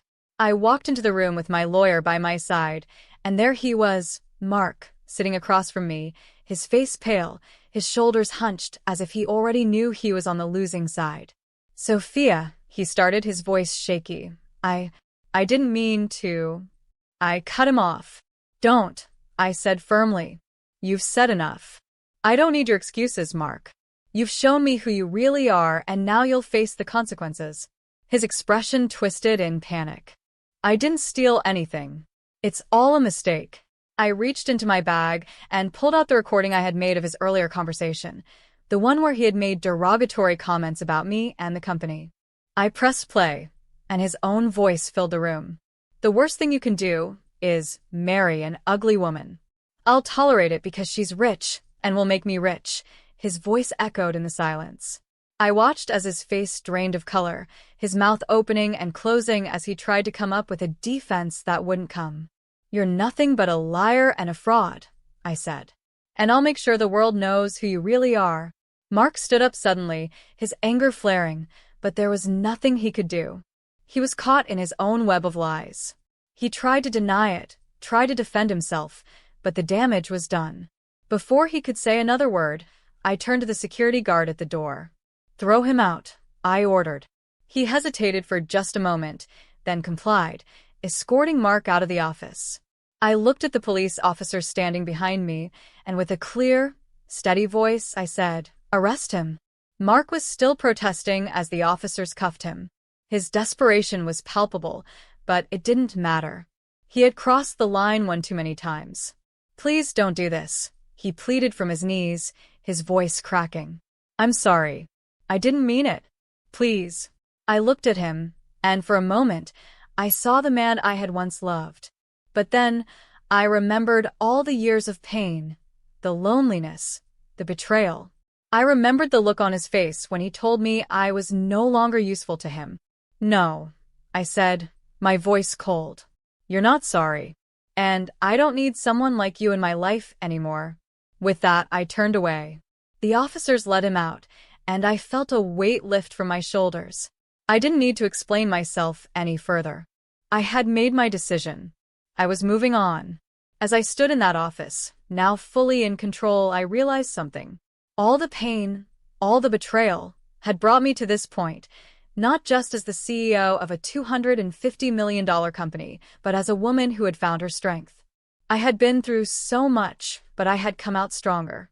Mark had tried to break me, but instead, he had unknowingly fueled my fire. I wasn't just the woman he had discarded. I was the woman who had reclaimed her life. I was free, and I was ready for whatever came next. Visit a rural clinic, please. Someone who is engaged in such misbehavior at a university hospital is not fit to continue in this role as head of surgery. Stephen, the director's son, has always viewed me as a competition at the university hospital, and now he is accusing me of wrongdoing in front of Harold, the director. That is not what I did at all. Harold would not listen to my protests. In any case, the proof is all here. We'll keep this under wraps since we don't want to make a big deal out of it. But you will have to accept accountability, Kyle. It will send you to a rural place. Not at all. Harold appears committed to demoting me while defending Stephen. Stephen watched me panic and smiled maliciously. "Ha ha, Kyle, you can go to Plumfields, you filthy quack." I was thus wrongfully moved from the academic hospital to a small town clinic, However, nobody realized at the time that those who had set me up would have to pay a heavy price. Kyle Turner is my name. I work as a surgeon in a Tokyo University hospital. I was good with my hands and always had a tremendous curiosity to quench my hunger for information, even as a young child. After medical school, I started working in the surgical department. I obtained expertise with a wide range of situations by following a senior physician I liked once I entered the field. I've operated on more than 50,000 patients, and there's talk that I could be the next professor. Patients have nothing but positive things to say about me, and because of word of mouth, I receive referrals from patients from both nearby and rural hospitals. Consequently, I've been given the responsibility of leading surgery. It's somewhat unexpected, Dr. Turner, that the patients you operated on have been getting out of bed early. The head nurse of the surgical ward, Rachel, grinned and said, "They also discharge quickly, so the bed turnover rate is excellent, which really helps us." I'm grateful. Yes, it is usually preferable for patients to be released from the hospital earlier. Because of the small incisions and minimal bleeding, my procedures are renowned for being precise and swift. I've been doing a lot of endoscopic procedures lately, which cuts down on the length of hospital stay. As the chief of surgery, I have to take into account the number of surgeries and bed turnover rates. Nevertheless, in my situation, these metrics improved on their own as a result of my focus on giving patients less onerous medical treatment. To put it briefly, my standing increased. Inadvertently, though, the director's son, Stephen Scott, is the one who dislikes me. As the son of the director, Stephen grew up spoiled and has some decent skills.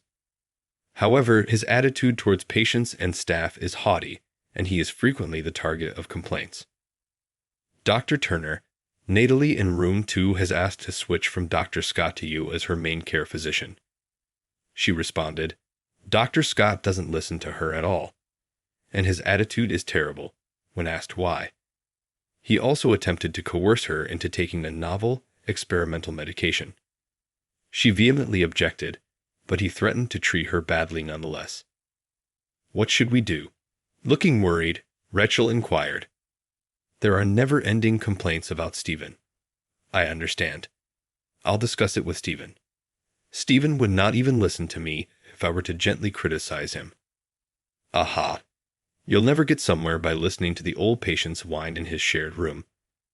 I'm being nice and offering them a new medicine, and they have the audacity to say no. How conceited of those impoverished people. He said that the envy of the less fortunate patients was the real issue, not his fault. How he reads things to come to such a domineering conclusion is beyond me. By the way, Kyle, I heard you met with the pharmaceutical company's sales representative about the experimental drug the other day. Yes, they came to collect last month's data, so I spoke with them briefly as they were leaving. Oh, you just grab the credit for yourself and let us handle the data collection. Typical Kyle. Claiming credit for me alone is inequitable. The trial involves my patients as well. Verifying the data and reporting the findings makes sense. Well, if you say so. Stephen said something suspicious and walked away for the time being, but I didn't really notice because that was normal for him. But Harold called me one day and made some ridiculous accusations. One sweltering summer's afternoon, I received a notice to report to the director's office. Stephen and Harold were in the director's office when I opened the door.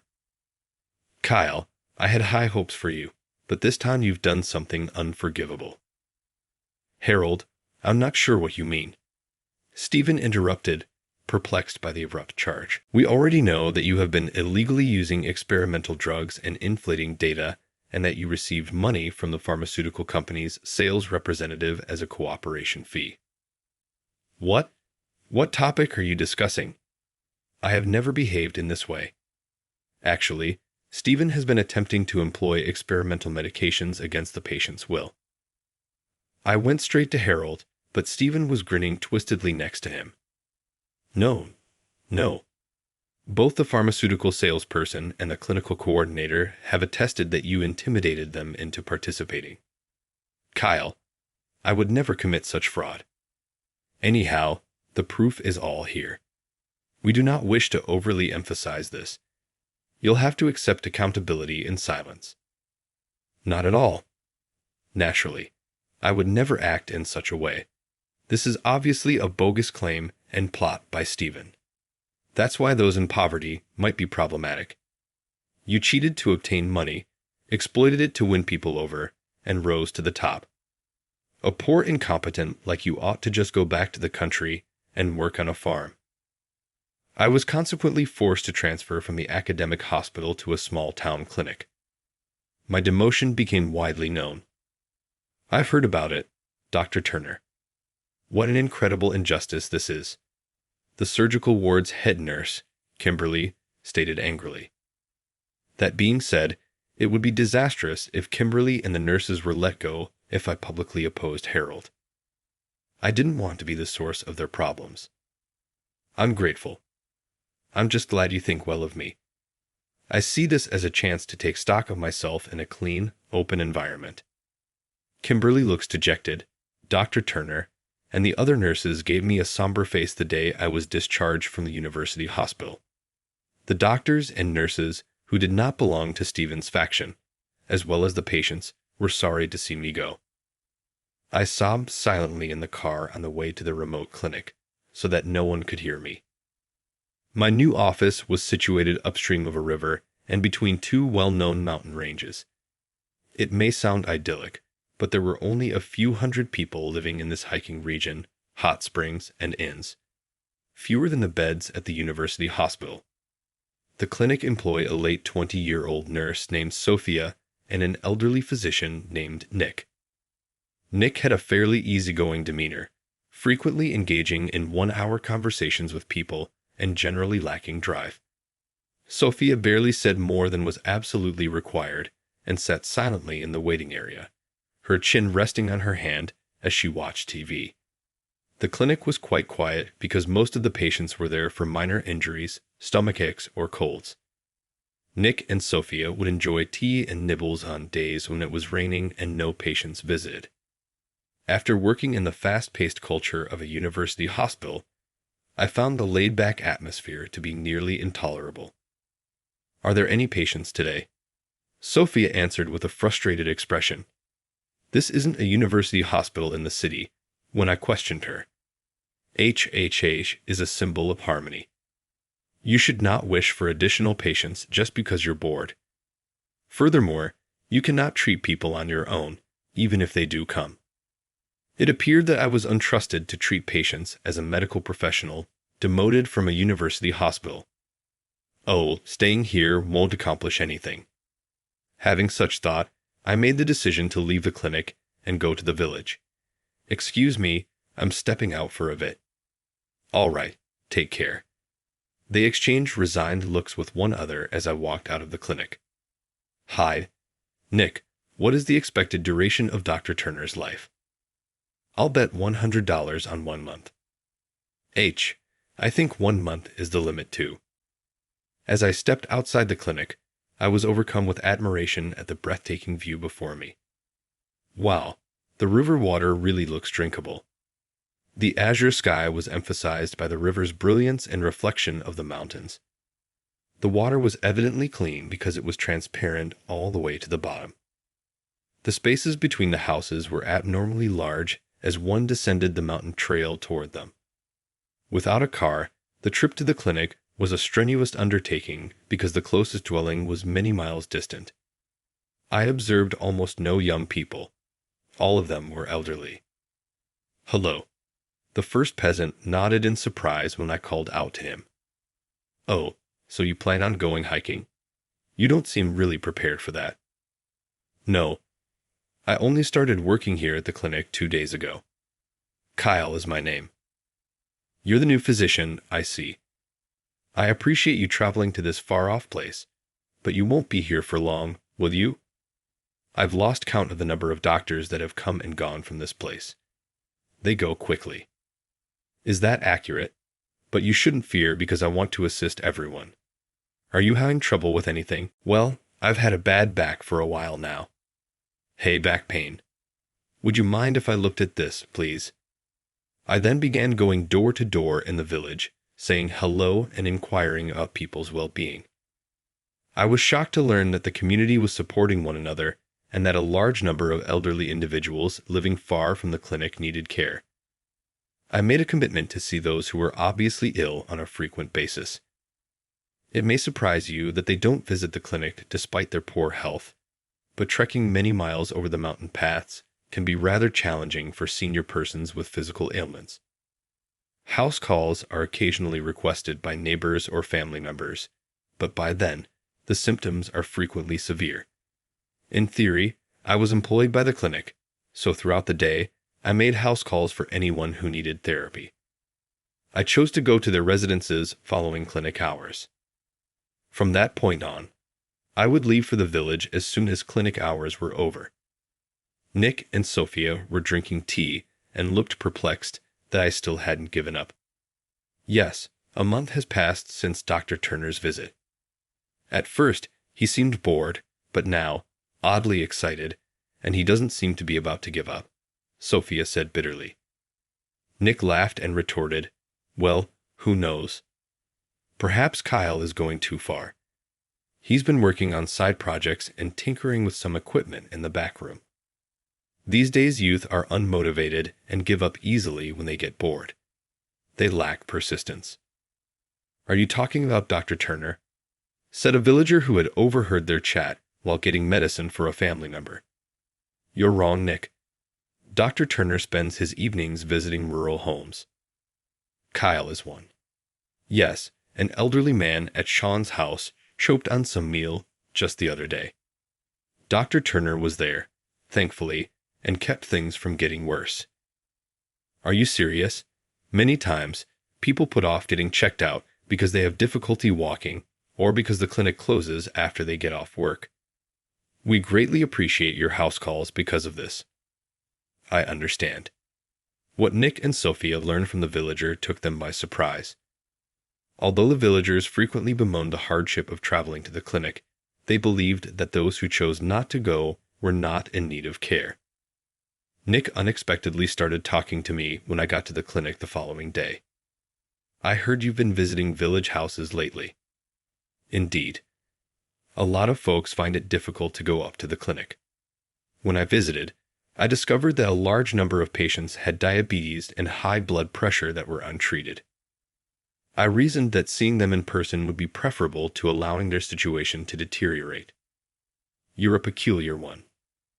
Nick suddenly turned his face away. It seems that someone had noticed my visits to the homes of the villagers. I expected to be reprimanded, but I didn't. Since then, I've been permitted to leave early for house calls on days when there aren't many patients. As I was getting used to village life, one day, there was a report that a TV station was heading to this well-known hiking location. Since they were shot once or twice a year, the villagers were accustomed to TV crews. Unaware of the extent of TV coverage pertaining to hiking, I inquired with Sophia, who possessed media knowledge. I take it that TV crews may only access the trailhead via car. Yes, they must transport bulky gear. I might go a hike on my own the next day off. Sophia gave me a sidelong glance when I indicated that I liked to hike, saying, Dr. Turner, don't underestimate hiking. Someone as thin as you is incapable of managing it. I smiled sardonically at Sophia's comment and left the clinic to begin my afternoon house calls. I was becoming used to village life now, and the slow, unhurried pace of time no longer caused me to experience strange worry. It felt good to be able to approach people how I wanted. It was pouring rain when I went outside after concluding a test at a residence at the base of the mountain. Whoa, it doesn't seem like this will end anytime soon. I'm happy I had my rain gear with me. The weather in the mountains can change abruptly. Although it was sunny just now, unexpected rain is usual in this area.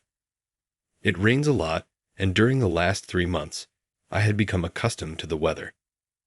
I made the decision to return to the clinic because it is unsafe to go around in the rain. I saw there was a landslide blocking the familiar trail as I ran along it.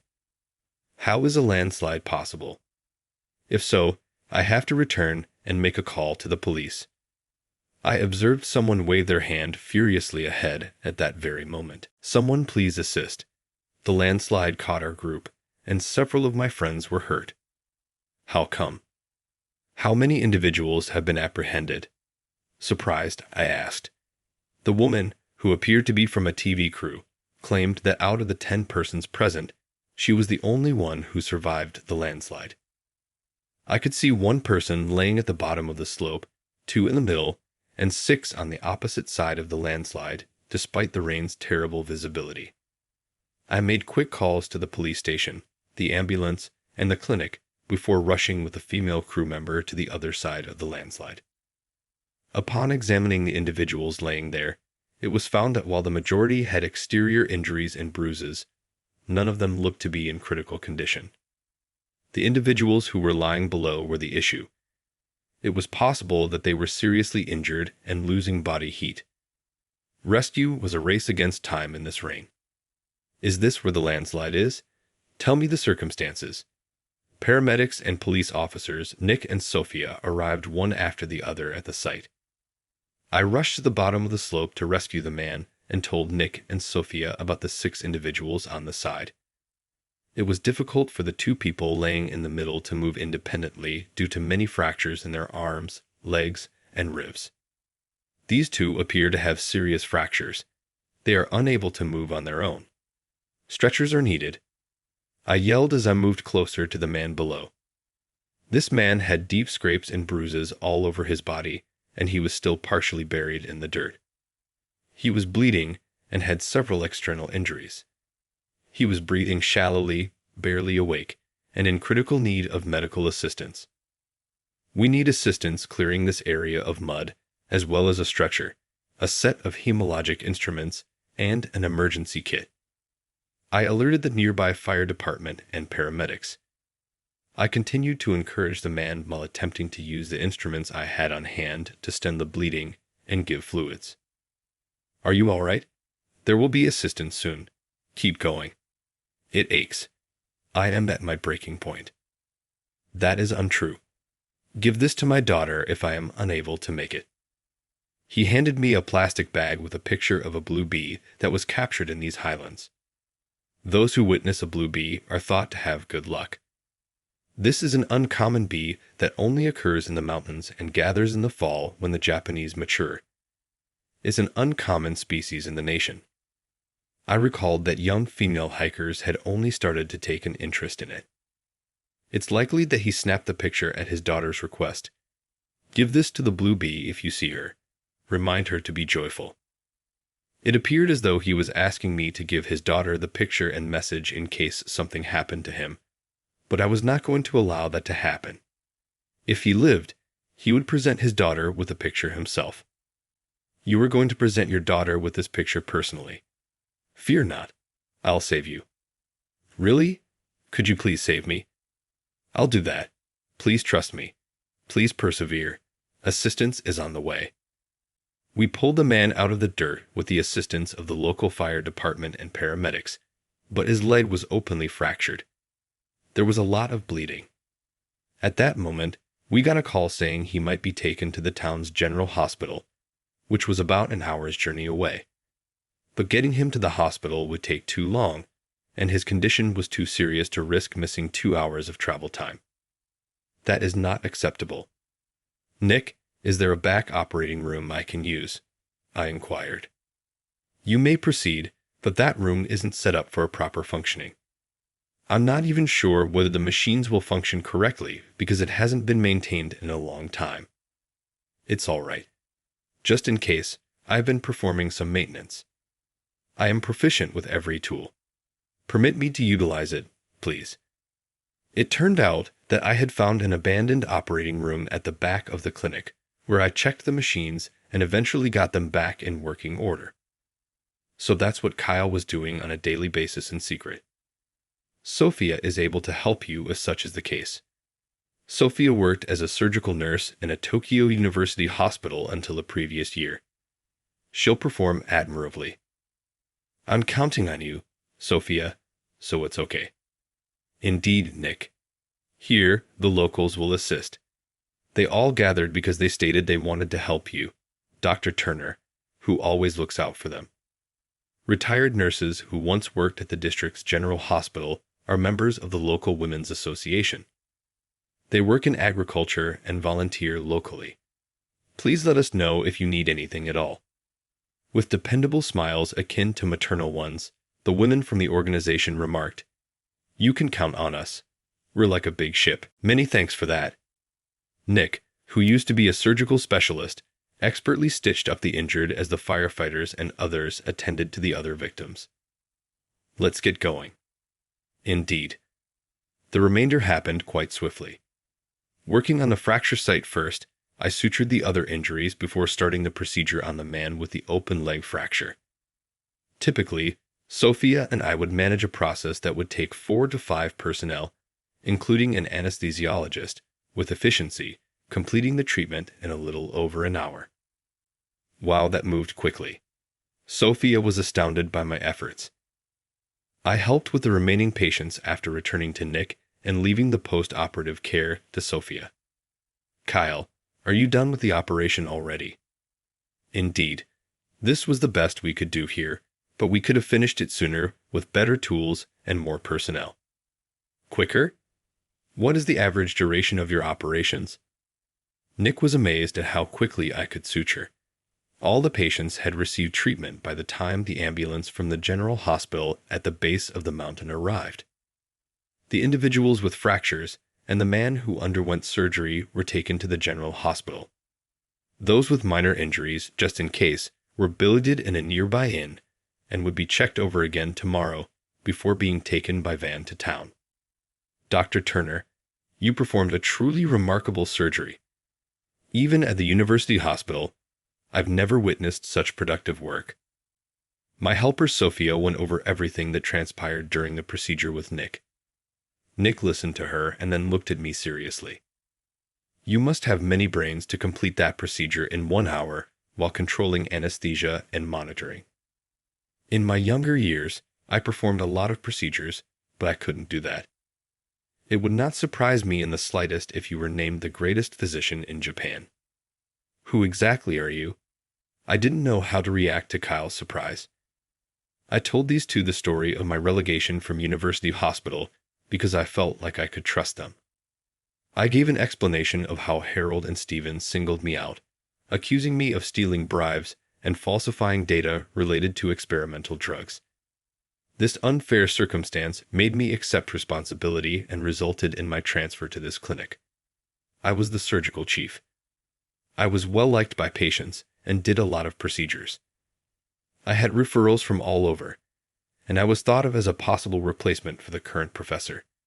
Stephen was extremely angry with me. He intended to get rid of me ahead of time because the professor selection will be held in a few years. He wrongly accused me for this reason, which resulted to my expulsion from University Hospital. What a terrible situation. My story stunned Nick to no end. However, I now enjoy this clinic. I now understand that practicing medicine isn't limited to university hospitals. I can treat patients anywhere, in any situation, as long as I'm driven. With confidence, I added, but Nick shook his head slowly. Kyle, no.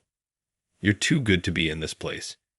Young doctors who made trouble at university hospitals have found refuge in this clinic. We've only had genuine troublemakers so far. They snapped, claiming they couldn't work in such a remote location, and hurled tantrums. You, however, are unique. You ought not to be in this situation given your knowledge and abilities. Numerous patients genuinely require your skills. You ought to go back to where your abilities are most required. Though I didn't want to go back to where the people who had framed me were, Nick's statements made sense. Sophia observed us with a puzzled look on her face. The examination room was suddenly filled with a profound quiet. The door was then knocked on. It was the TV crew woman, and I invited her in. Many thanks for saving our employees. Our lives were spared by all of you. We're not sure what would have happened in your absence. My mentor is the patient who Dr. Turner operated on. He has looked after me like family ever since I started working at the TV station. I doubt I could have handled the shame of being the only one spared if he hadn't lived. As she spoke, tears filled her eyes. I'm really grateful to you. I heard you talking to someone earlier. Are there any ways that we can assist? Please allow us to be of any assistance to you. She made a deep bow. I'm grateful. I'm happy that you feel that way, but I simply did what any doctor would do. I'll ask for support without hesitation if we need it. Please relax with the others for the time being. Yes, thank you. Sincerely relieved that I had saved her and her coworkers, I felt. Until now, treating patients was a required aspect of my job, regardless of the number of patients I handled. Even if the landslide was unintentional, it seemed really lucky that, by cooperating and using the limited resources available, we were able to save a large number of individuals in this location. Nick was sitting in silence in the clinic, sipping tea, and thinking as I was thinking about this. I had no idea that Nick was formulating a remarkable scheme. Nick invited me to go to his old haunt in Tokyo, saying he wanted to see it following the landslide disaster around a month ago. He stated he required my help since he hadn't gone to Tokyo in a long. Taking his assurances at its value, I accompanied Nick to Tokyo. I was shocked to learn that the university hospital, where I used to work, was his former hangout. Nick stormed into the director's office without saying a word. Stephen and Harold were standing there. For me, the atmosphere in the room was a frigid snowstorm. What has led you to this place? How could you leave that small clinic and find your way back without getting lost? Harold was sarcastic in his opening remarks to Nick. Well, I had an excellent guide, Kyle, so I could get here even with my eyes closed. Oh, you think this dropout is great, even though he made a major mistake here. Kyle, you've matured. I advise you to return to the nation as soon as possible to avoid embarrassing yourself any more.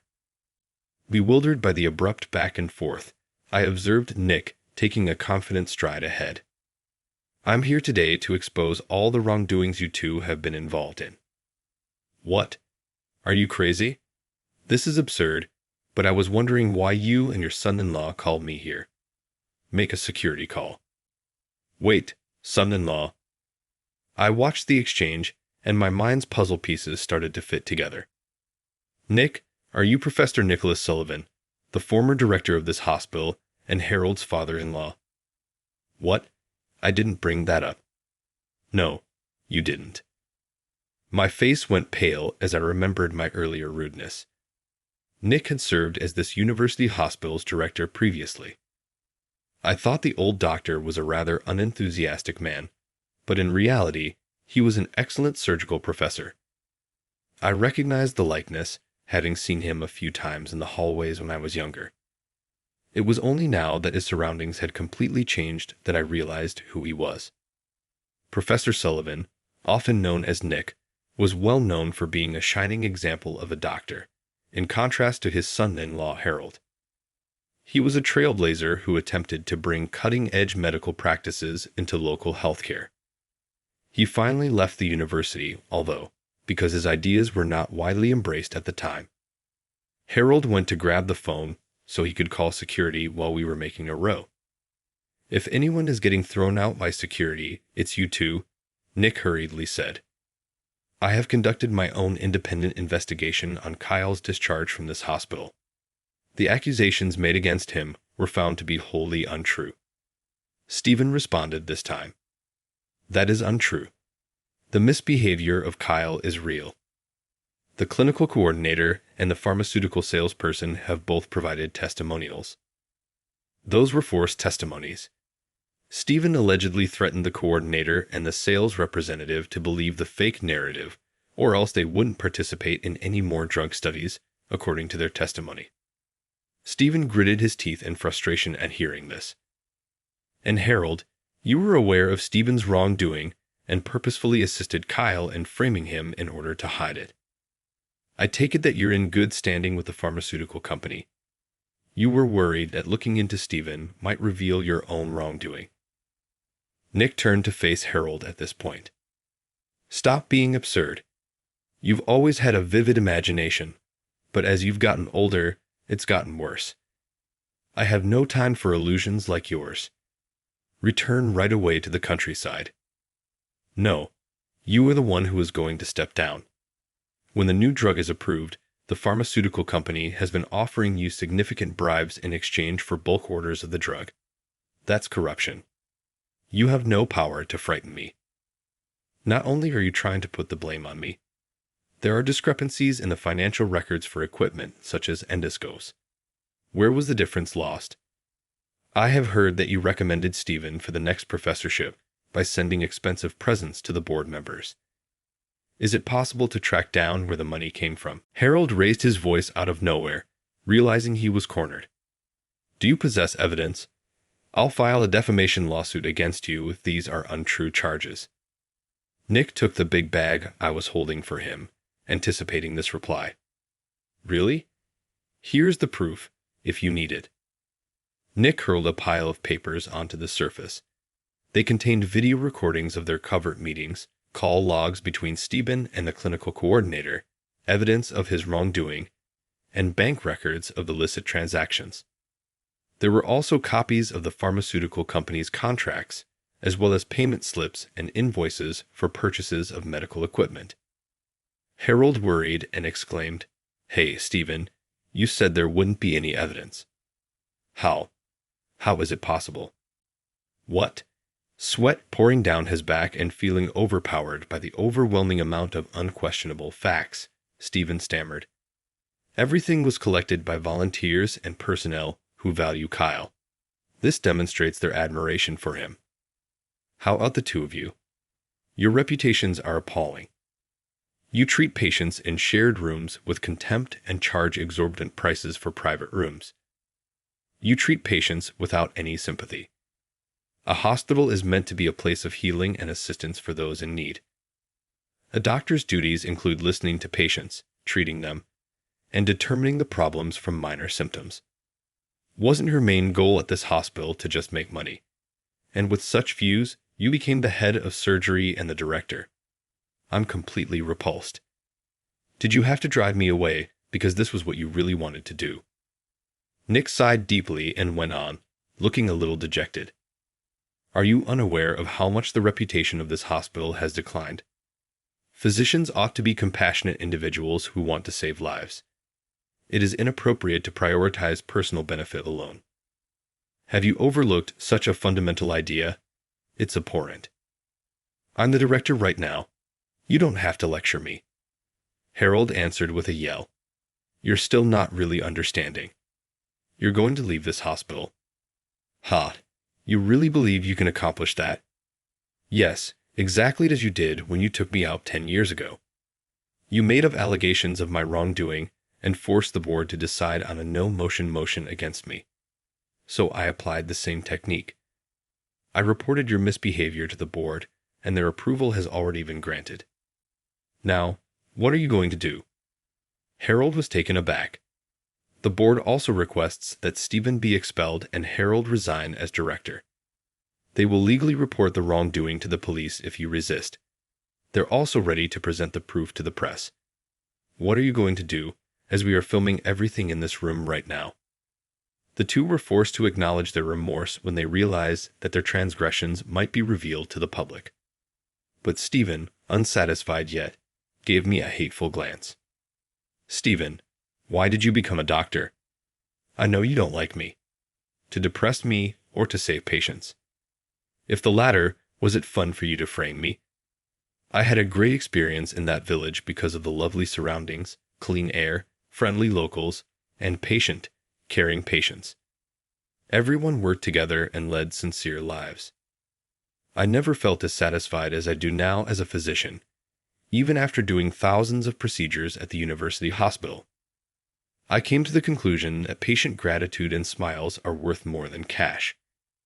One day, hopefully, you'll discover something more significant than wealth or prestige. Stephen's shoulders dropped at what I said. Hey, for how long have I been doing this? I am merely a clown performing in a sandcastle. Stephen turned to face Nick and started talking passionately. Since I was a young child, I have admired you, grandfather. Everyone looked up to you as a wonderful doctor, and I aspired to be just like you. However, that picture was altered when I became a doctor. You didn't care about the hospital administration. You just wanted the medical attention you needed. My father's efforts were the driving force behind the hospital's financial recovery. Even if you showed me that hospital administration is more than simply values, I still had admiration for you. I started to get resentful of Kyle, someone who shared your values, over time, and now look at me. I have lost all sense of what is good and wrong. With a silent mutter, Stephen walked out of the director's office, his head bowed. Nick sighed deeply as he observed Stephen's receding body. That boy can't seem to decide between his two values. He needs some alone time to think and grow. His smile was melancholy when he stated this. Nick then led me to a sizable conference room. The board members, who included executives and professors, were inside. Nick showed me to be innocent there, and we agreed that I would go back to the university hospital. The board restored Nick to his position as hospital director, replacing Harold. The board's ruling also resulted in the removal of the doctors who had sided with Stephen and participated in the misbehavior. Harold was sacked and then kicked out of the university hospital. Then Nick gave me the job of acting director and promised to get back to the rural clinic soon. That's unfair, Nick. I want to go back to that clinic as well. Oh, Kyle, you enjoy the countryside. So how about we get a big regional healthcare project started right here? Really? If that's the case, I would be thrilled to participate. We chose to establish a comprehensive visiting physician program in rural areas without access to healthcare. It grew into a significant project with local government involved. We ran mobile clinics using digital technology, offering routine examinations and consultations in isolated locations. Additionally, we turned an abandoned school's playground into a helipad for the deployment of emergency medical helicopters. With video calls from the city, I can now simply greet everyone in the village. I communicate with Sophia from the clinic on a regular basis. Dr. Turner, when will you be returning? Well, I believe I can make it this weekend. Fantastic. Irene promised to provide us with an abundance of delectable alpine veggies. Let's have a party with tempura. That sounds good. I now make frequent trips from Tokyo to the outlying clinic. While hiking up the mountain one day with Sophia, we came across a swarm of the elusive blue bees feeding on the Japanese agate. Oh my goodness, Dr. Turner. Bluish bees, they're so adorable. You're accurate. They seem even more stunning and are smaller than in the photos. When Sophia finally saw the elusive blue bees, she looked very cute and extraordinarily delighted. I responded, perhaps happiness will find us too. Sophia smiled and blushed as I said that. Dr. Turner, I'm already so happy to have you here. That also brings me joy. Yes, this is happiness, in fact. We exchanged glances before laughing. It was a wet day, and I was really thrilled just then.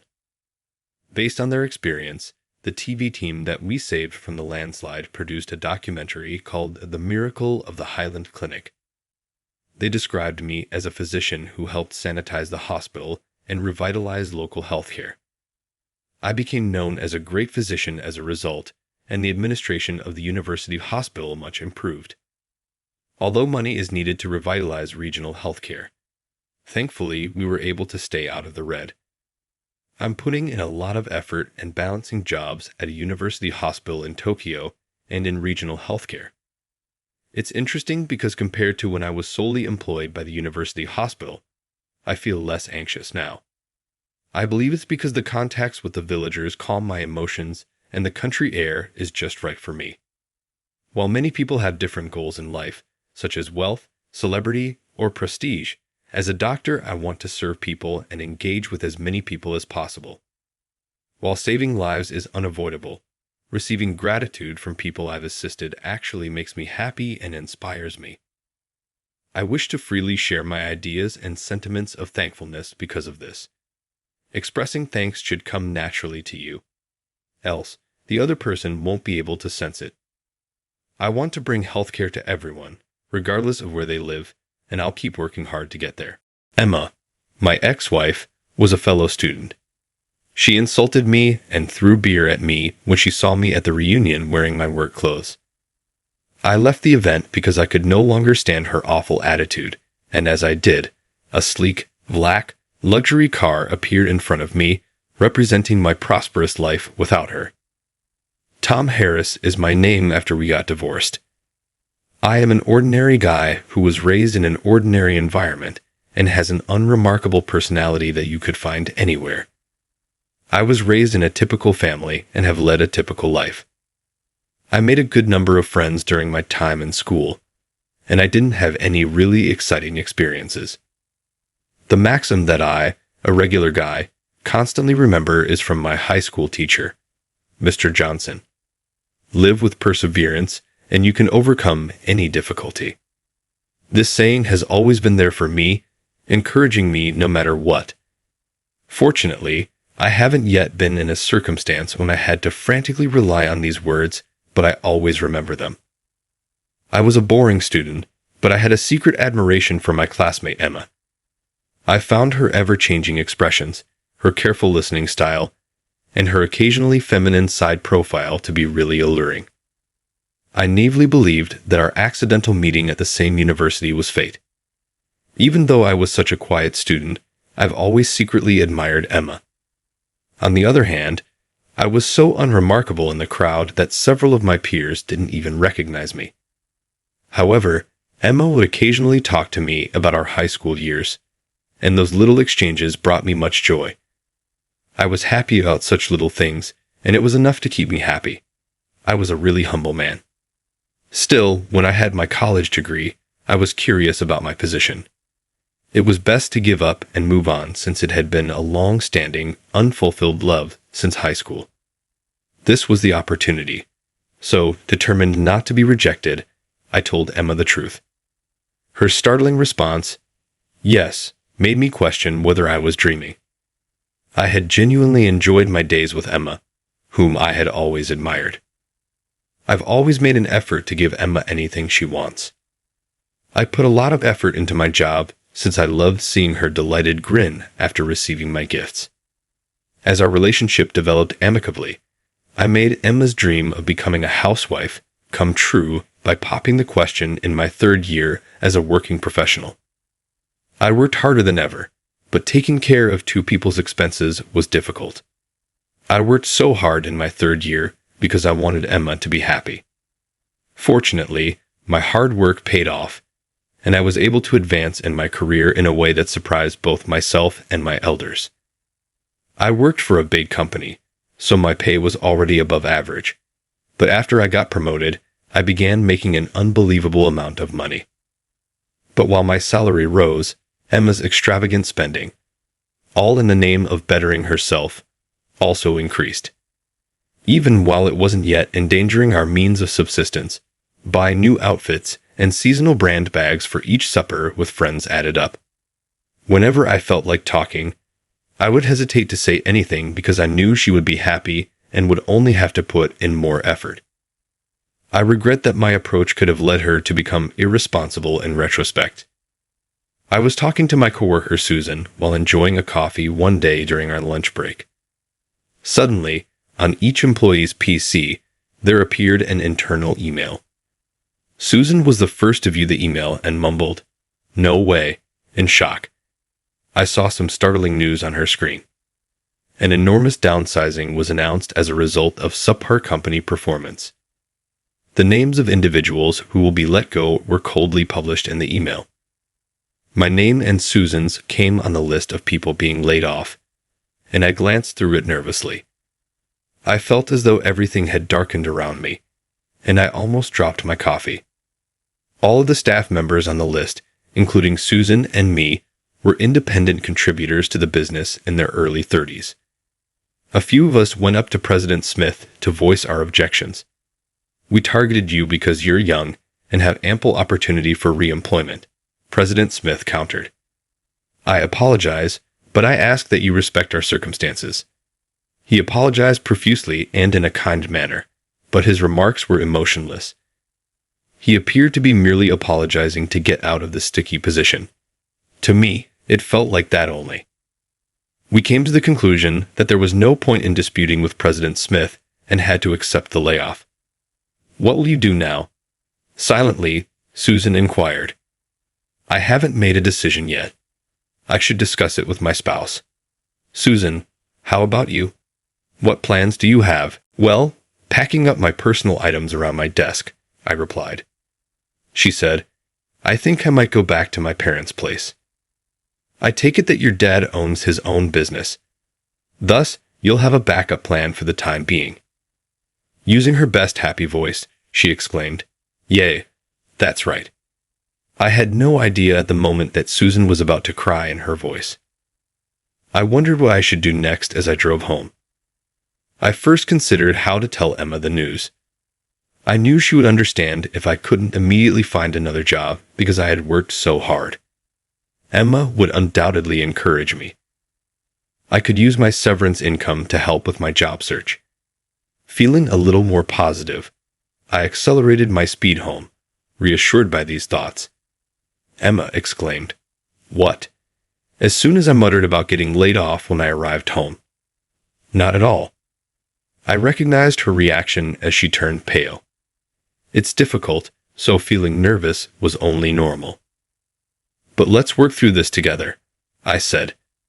But before I could say anything further, Emma gave me a direct look and suggested that we get divorced. "What?" I was taken aback. "We ought to file for divorce if you are unable to get employment. A jobless man who is unable of spending money on me is useless." "I don't require you," spit out Emma. Everything in front of my eyes turned dark. Emma barraged me with insults, and I was at a loss for words to respond. "When I got married, I thought that because of your big company employment, we would be financially independent." My computations were incorrect. I could hear these words. Ultimately, Emma had never loved me at first. She knew I'd looked up to her since high school and figured that since I worked for a big firm, things will get stable financially someday. She believed that one day she would be able to achieve everything she wanted. I began to wonder if this was the intended meaning of left cooling. Even after a century, it seemed strange at the time, almost as if it were occurring to someone else. As I watched her lose her temper in front of me, I started to wonder if this was really the woman I had married. Feeling a mounting disgust as Emma went on to enumerate her complaints, I answered, "All right, let's get divorced." I was unable to move past my feelings or begin looking for a job until the divorce was finalized. After getting divorced, I started looking for a job seriously. Considering my smooth career up to that point, I knew it was a challenging employment market, but I hadn't anticipated it would be this difficult to get work. I'd initially searched for positions where I could apply the abilities I had acquired in my prior position, but nothing was available. Even with considerable savings, the need to find a new career quickly became pressing. I started looking for jobs in industries where I had no experience after realizing I couldn't be picky after my applications were turned down time and time again. Despite my belief that my physical strength was ordinary, I still avoided occupations requiring heavy labor because I didn't belong to an athletic club. I did, however, wind up doing some labor-intensive role interviews. Mr. Williams, the head of one company, was incredibly courteous. He paid close attention to my account of being let go. "Although it will be difficult at first, we will be there for you." He said, "Why don't you collaborate with us?" I was prepared to accept any job offer at that point. Since it was a construction company, there was some physical labor involved in the job, but mostly office work. No one made fun of me for being weaker or slower than others, and I appreciated everyone's encouragement. Although I wasn't returning the favor, I improved the company by making the most of my skills. That's how I earned Mr. Williams and my coworkers' trust. I feel quite lucky to have been hired by this organization. I was starting to feel at ease in my work when I got a notice about a high school reunion. An unpleasant memory came back. My former teacher, Mr. Johnson, was someone I wanted to see again, even though I didn't want to see Emma's face.